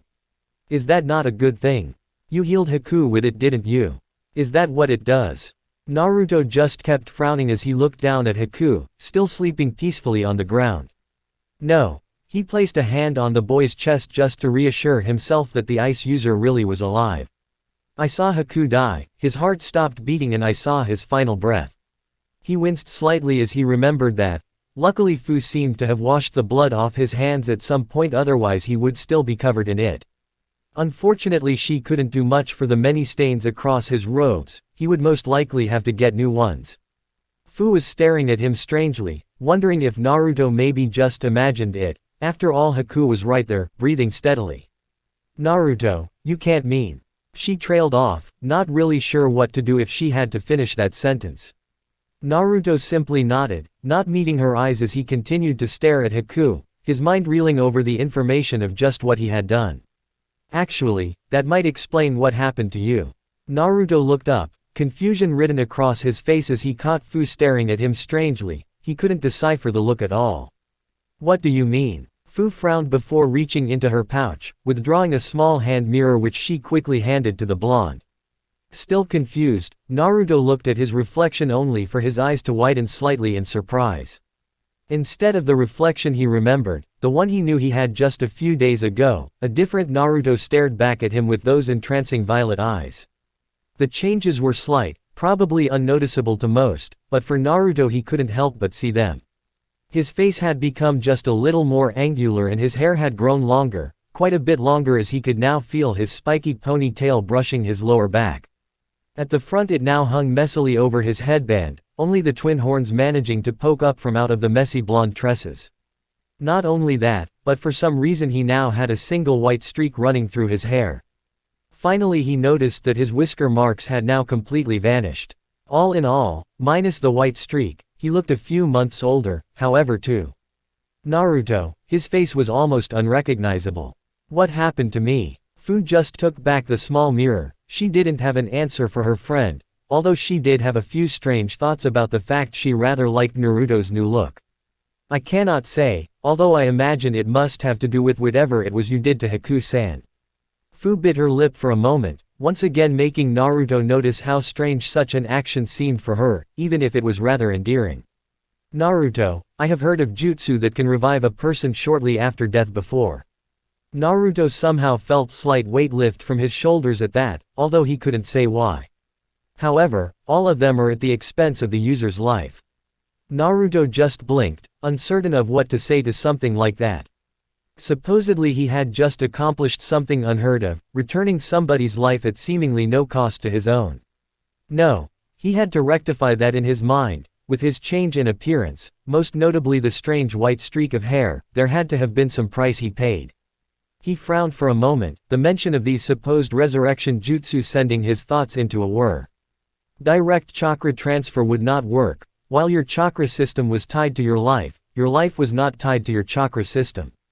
The only way it would work at all is if you were somehow using your own chakra as a medium to directly transfer your life energy into the deceased. Ah, so I somehow resurrect. Naruto frowned for a moment. He didn't particularly like the sound of that. He always thought of himself as a somewhat humble person and that just seemed too much for him. Too godlike. Somehow revived Haku at the cost of my own life force, although apparently only some of it. Fu could only nod. It was the best theory they had right now and it fit into what she had heard about other such jutsu. Of course each of those was a closely guarded secret by their respective villages and often only known by a few people due to them most likely being kinjutsu, so it would be unlikely that they would learn any more. So what do we do now? Naruto scratched his head, pleasantly finding that it was an action he could in fact do even in his weakened form. It was a bit strange to suddenly have all this hair, but he would deal with that in time. He looked around, quickly spotting his shakuju next to him and grabbed it, using it to lean on as Fu looked first at him and then Haku contemplatively. Perhaps we should ask Haku-san. Naruto turned in time to spot Haku blearily opening his eyes, looking just as weak as Naruto did. The boy did manage to at least pull himself up into a sitting position, looking around with a confusion Naruto knew all too well. After all, it must be rather strange to be dead one second and alive again the next. What? Haku blinked for a few moments in an attempt to clear his head. He first looked to Naruto before his eyes widened and he looked down at his chest, staring at the ragged hole in his clothing. Naruto and Fu stayed silent and allowed the boy to simply take it all in. They weren't sure what the consequences of reviving somebody were, even if it was right after their death.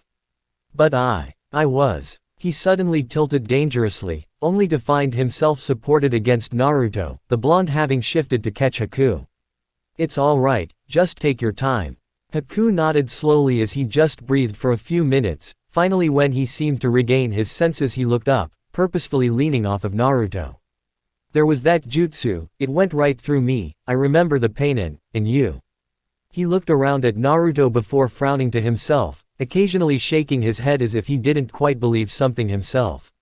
I healed you. Haku looked up for only a moment before staring back down at his chest where he could spot no visible wound whatsoever, not even a scar. No, I was dead. Naruto widened his eyes slightly at that, wondering how Haku could actually know something like that. Then again, maybe asking where the dead go when they die was a bad idea, there might be some things better left unknown for the living. After a moment of silence, Haku looked up, trying to catch Fu and Naruto's eyes but found himself unable to as the pair kept avoiding his gaze. Wasn't I? After another tense moment of silence, Naruto simply nodded. He didn't want to lie to Haku about this. Even over the short time he had come to know the ice user, he had begun to see him as a friend, even if their goals had conflicted. Then it wasn't just a dream. If anything, Haku seemed somewhat elated by the news, which was odd, but Naruto didn't pry. However, as soon as his features set into a small, soft smile, they immediately became alert as his eyes frantically searched the clearing he was in. Wait, Zabuza-sama, where is he? Haku once again found that he was unable to meet Fu or Naruto's eyes as they looked away. An uneasy feeling rose in his stomach. So I failed. The three stood on the crest of a small hill that you could just about see the ocean from. Trees surrounded it on three sides, and in the distance the sun had begun its slow crawl down towards the horizon. Most prominent though was the enormous sword sticking up out of the ground just in front of a conspicuous mound of recently upturned earth. I was unable to protect Zabuza-sama. I was useless as a tool. Behind the boy, Naruto just sighed. Through his conversations with Haku, he had garnered a good idea of just how the boy saw himself. Despite his many attempts to convince the ice user otherwise, he seemed perfectly set in his ways. He was the one who gave me purpose in life, the one who saw in me the potential to have some worth, and I couldn't even give him that. Haku hung his head, unable to look at that large sword that so appropriately represented his master. What was the point of it all? Becoming strong. I thought we became strong to protect our precious people, but if I couldn't even do that then. Haku was suddenly cut off as the sound of flesh hitting flesh sounded through the still air, almost deafening in the calm afternoon. Naruto actually blinked in surprise as he saw Fu with her fist buried in Haku's stomach, her eyes narrowed. You are not a tool. Haku staggered back, clutching his stomach in pain as he looked up at the girl, shocked. Fu barely seemed to notice his surprise as she squarely fixed him with her orange eyes, blazing with some indeterminable emotion that left Haku unable to look away. You are a human, you have loyalties and people you find precious, but always remember that you did everything that you could, even giving your own life to protect the man you cared about. Zabuza's death was not your fault. If you want somebody to blame, blame Gato and then let go. Justice has been dealt. Haku just stared at the mint-haired Jinchuriki, silent for a moment as he found words escaped him. But what do I do now? Fu continued to advance forward, her eyes still burning with emotion until she was right in front of the boy. He half expected her to hit him again, and as he was lacking energy and weak from whatever Naruto did to bring him back, he didn't think he could defend against it. He was surprised then when he only felt her hand rest gently on her shoulder, more so when he felt the same thing on his other shoulder. Looking round, he saw Naruto there, giving him a warm smile. That's for you to decide, Haku. You are nobody's tool, not anymore at least. It's time for you to make your own decisions. The ice user just blinked, his brown eyes staring almost uncomprehendingly at the blonde for a few seconds. But he looked down, as if he was unsure of how to end that sentence. He turned away from the two, walking slowly over the short distance to the makeshift grave the Konoha shinobi had dug. He was glad at least that Kakashi had respected his opponent enough to do this. Many shinobi would have simply taken the head and the sword for the bounties. Then again, most still thought Kurigakure was in a state of civil war, so trying to cash in bounties there was seen as pointless. Either way, he was glad that Zabuza had at least this much after death. However, he frowned as he stared at Kubikirabucho. Zabuza-sama would have hated this. Naruto looked on curiously as Haku walked forward, wrapping his hands around the extended handle of the executioner blade. With visible effort, Haku pulled the mighty sword out of the ground before staggering back as its sheer weight caught him off guard. He had never actually held the blade before. Zabuza was more protective over it than anything else, and he felt slight awe just staring down its gleaming length. He noticed Naruto had walked up beside him and was also looking at the blade in thought, so Haku quietly clarified. He would have hated knowing that his blade was going to waste, rusting away as a pointless grave marker. The ice user sighed, the faintest hints of a melancholic smile tugging at the corners of his mouth.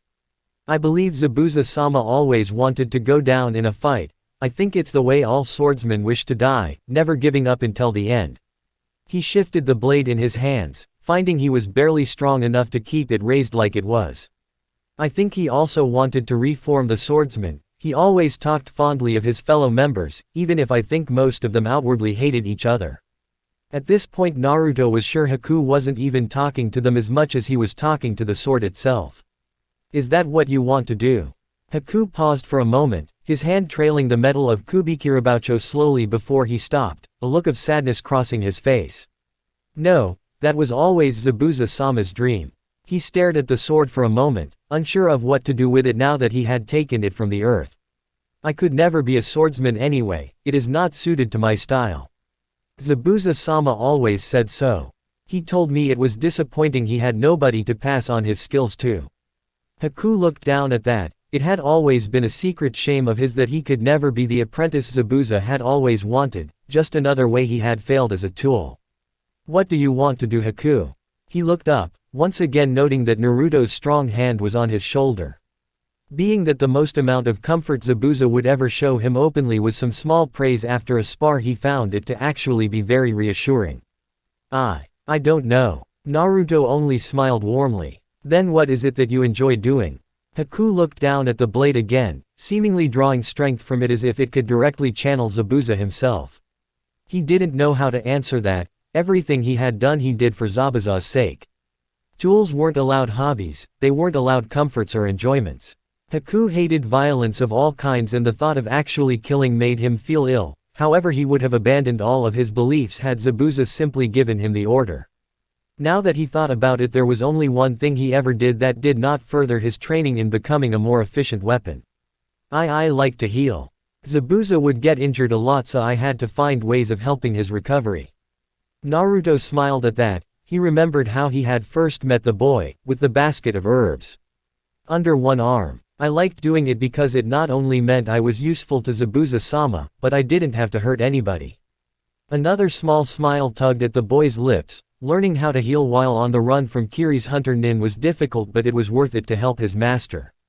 That's a good start. Haku, despite himself, found he actually responded to Naruto's warm smile, the corners of his mouth inching up slightly. Haku remembered when he first met Naruto, how the boy had so easily seen what it was he had been preparing. He also recalled many of the villagers talking of him as some great healer, able to fix any injury and cure any illness. Your sensei. Haku looked around at both Naruto and Fu, assuming that because they traveled together they must have both had the same teacher. Do you think they would be willing to take on a new student? The boy watched with apprehension as a look was exchanged between the two Jinchuriki. It wasn't a particularly good look. Our sensei wasn't the most sociable person. It took a lot for us to convince her to train us even a little. Naruto looked around idly but found his eyes naturally gravitating towards Zabuza's sword. It was just too interesting not to look at. She also travels a lot. Last time it took us weeks to track her down, and back then we at least knew what country she was in. He didn't mention the fact he could literally just summon Tsunade to them at that very moment. He didn't think the woman would be all that pleased. Haku, however, seemed crestfallen. Becoming a medic seemed like a good idea, he could finally help people instead of hurting them. We could always train you. Both boys looked around at Fu, surprised at her suddenly speaking up, although almost immediately a large grin tried to force its way onto Naruto's face. That's a great idea. Haku's eyes widened a little, shocked by the ease with which these two were talking about just allowing him to accompany them. Not only that, but they would be willing to teach him how to be a medic, quite possibly the only thing he had left now that his master was dead. I don't know what to say. Naruto's grin died down into a friendly smile as he placed a warm hand on the boy's shoulder. You don't have to say anything, it's good to travel with new people and I already know you will be a good friend. Haku just nodded slowly before looking down. He imagined that if he wasn't as socially stunted as he was, he might have cried at the affectionate gesture. As it was, he simply gave the two a small but heartfelt smile. Thank you, the both of you. Naruto just maintained his smile while Fu gave him a small nod of acknowledgement. However, Naruto seemed to get over it quickly as he looked at the large sword Haku was still struggling to hold. So what are you going to do with that? Haku blinked. After pulling it out of the ground, he hadn't thought too much about it, but suddenly the answer seemed too obvious. I wish to return it to Kurigakure. If what you say is true and the rebellion is over, then maybe they are looking to re-establish the swordsman. This will help them do that and at the same time, hopefully accomplish Zabuza-sama's dream in some small way. Haku frowned, though when he shifted the sword in his hands, he could just about lift it, but taking it all the way to Mizuno Kuni seemed like a bit of a stretch. Although I'm not sure how to do that. Naruto walked over, looking the sword over as if checking its dimensions. Once he seemed satisfied, he nodded before taking out a small scroll from a pouch underneath his robes.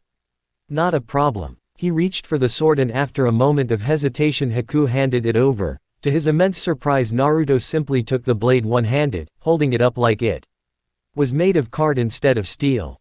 The blonde caught the incredulous look the ice user was giving him and smiled sheepishly, rubbing the back of his head as he continued to hold the blade aloft with ease. My sensei was very strong. I picked some things up along the way. Haku just nodded dumbly. There would be time to get to know Naruto later if they really were going to travel together. A moment later and the sword was safely sealed away inside the scroll. Haku was no stranger to Fuinjutsu. After all, Zabuza had a seal on his chest he could use to summon Kubikirabucho back to him if it was lost or if an opponent managed to get it away from him. Once the scroll was safe in Haku's possession, Naruto looked up, still smiling warmly. All right, do you have everything?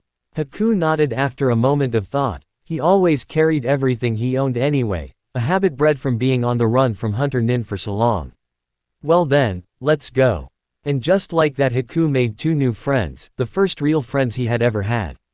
Despite the sadness over his master's death, the uncertainty he felt over this new chapter in his life and the slight unease he still felt from simply being alive again, Haku felt oddly excited about it all. Two figures trudged a path towards a house hidden away in the forests covering Nami no Kuni. The smaller one walked with stiff, jerky steps, her entire demeanor screamed of shock and they appeared distracted. The taller one seemed more relaxed but had two medium-sized bundles slung over his shoulders. Both almost sighed in visible relief as they approached the front door to the modest but still homely house. After the man had set down the two bundles in the beds upstairs, he had gratefully joined his smaller companion, collapsing into a seat at the kitchen table and just staring at the wood for a moment. Sensei. Kakashi looked up and immediately regretted it because Sakura looked terrible. Her hair was frayed and her eyes bloodshot, but she was also trembling slightly. The man could somewhat understand how the girl felt. He was a seasoned Junin and it was still unsettling. He could only imagine how bad it must have been for the still relatively fresh genin. What is it, Sakura? Kakashi sounded as tired as he felt. The fight with Zabuza was exhausting enough, but he had to pile on top of that the 20 shadow clones he had created in order to scare off the remainder of Gato's thugs. Not only that, but he had then been forced to lug his two male students, who were not particularly light, back to Tezuna's house due to them being knocked unconscious by the fake Hunter Nin. What was that? The masked Junin just sighed wearily as he rested his elbows on the kitchen table. He wanted nothing more than to walk upstairs and just fall into a futon. I don't know, Sakura. The girl was still trembling, which just made Kakashi groan internally. Whatever it was that had been summoned to the bridge seemed to have put a deeply ingrained fear into the girl, and for good reason. Kakashi had faced many terrible and powerful killing intents over the years. He had even once sparred with the Sandaime Hokage, and the man's sheer chakra presence was enough to send most Junin running. However, a lot of that paled in comparison when he thought of that thing back on the bridge. He didn't even know what it was. But it was. She shuddered again, and Kakashi knew that he would have to get the girl evaluated when he got back to the village. It seemed she couldn't finish her sentence, so Kakashi just laid a gentle hand on her shoulder. "Go upstairs and get some sleep, Sakura, you'll feel better afterwards." The girl just nodded shakily before getting up to leave. Kakashi didn't trust his own words though. He felt as though even he might have nightmares tonight. As Sakura left, the main door opened again, admitting Inari and Tsunami, obviously back from the celebrations the villagers had been having at the bridge. Luckily, all of them, armed with whatever makeshift weapons they could grab, had arrived shortly after Fu had run off with both Naruto and the fake hunter Nin, for whatever reason. "Tsunami-san, could I trouble you for a moment?" The woman looked up at him, a happy smile still on her face that perfectly matched the one spread across Inari's features. "Of course, Kakashi-san, what is it?" The Junin nodded, glad that he seemed to have himself under control. It wouldn't do for him to stutter like his cute little student. "What can you tell me about Naruto?" Tsunami just blinked at the question before a look of slight worry marred her features. "Did something happen to Naruto-san?" Kakashi just waved the woman's concerns off quickly as Inari looked between the two in confusion. No, nothing like that." Tsunami sighed in quiet relief, and Kakashi had to marvel at how much an impact the young blonde seemed to have had on the village after only a few weeks. "Well then, what is it you need to know? Did you not talk with him?" At this, Inari seemed to nod vigorously. To the young boy, Naruto was like an idol and could do no wrong. "Yeah, what do you want to know about Naruto-Nisan? I mean, you already know he's a super cool monk and he can heal anything. Plus he has those really cool eyes, and he told me his staff was really dangerous to touch, so I bet that's really cool too." And the boy was cut off mid-rant as Kakashi put a hand on his shoulder, his one visible eye looking surprisingly serious for the moment. "What do you mean about his eyes?"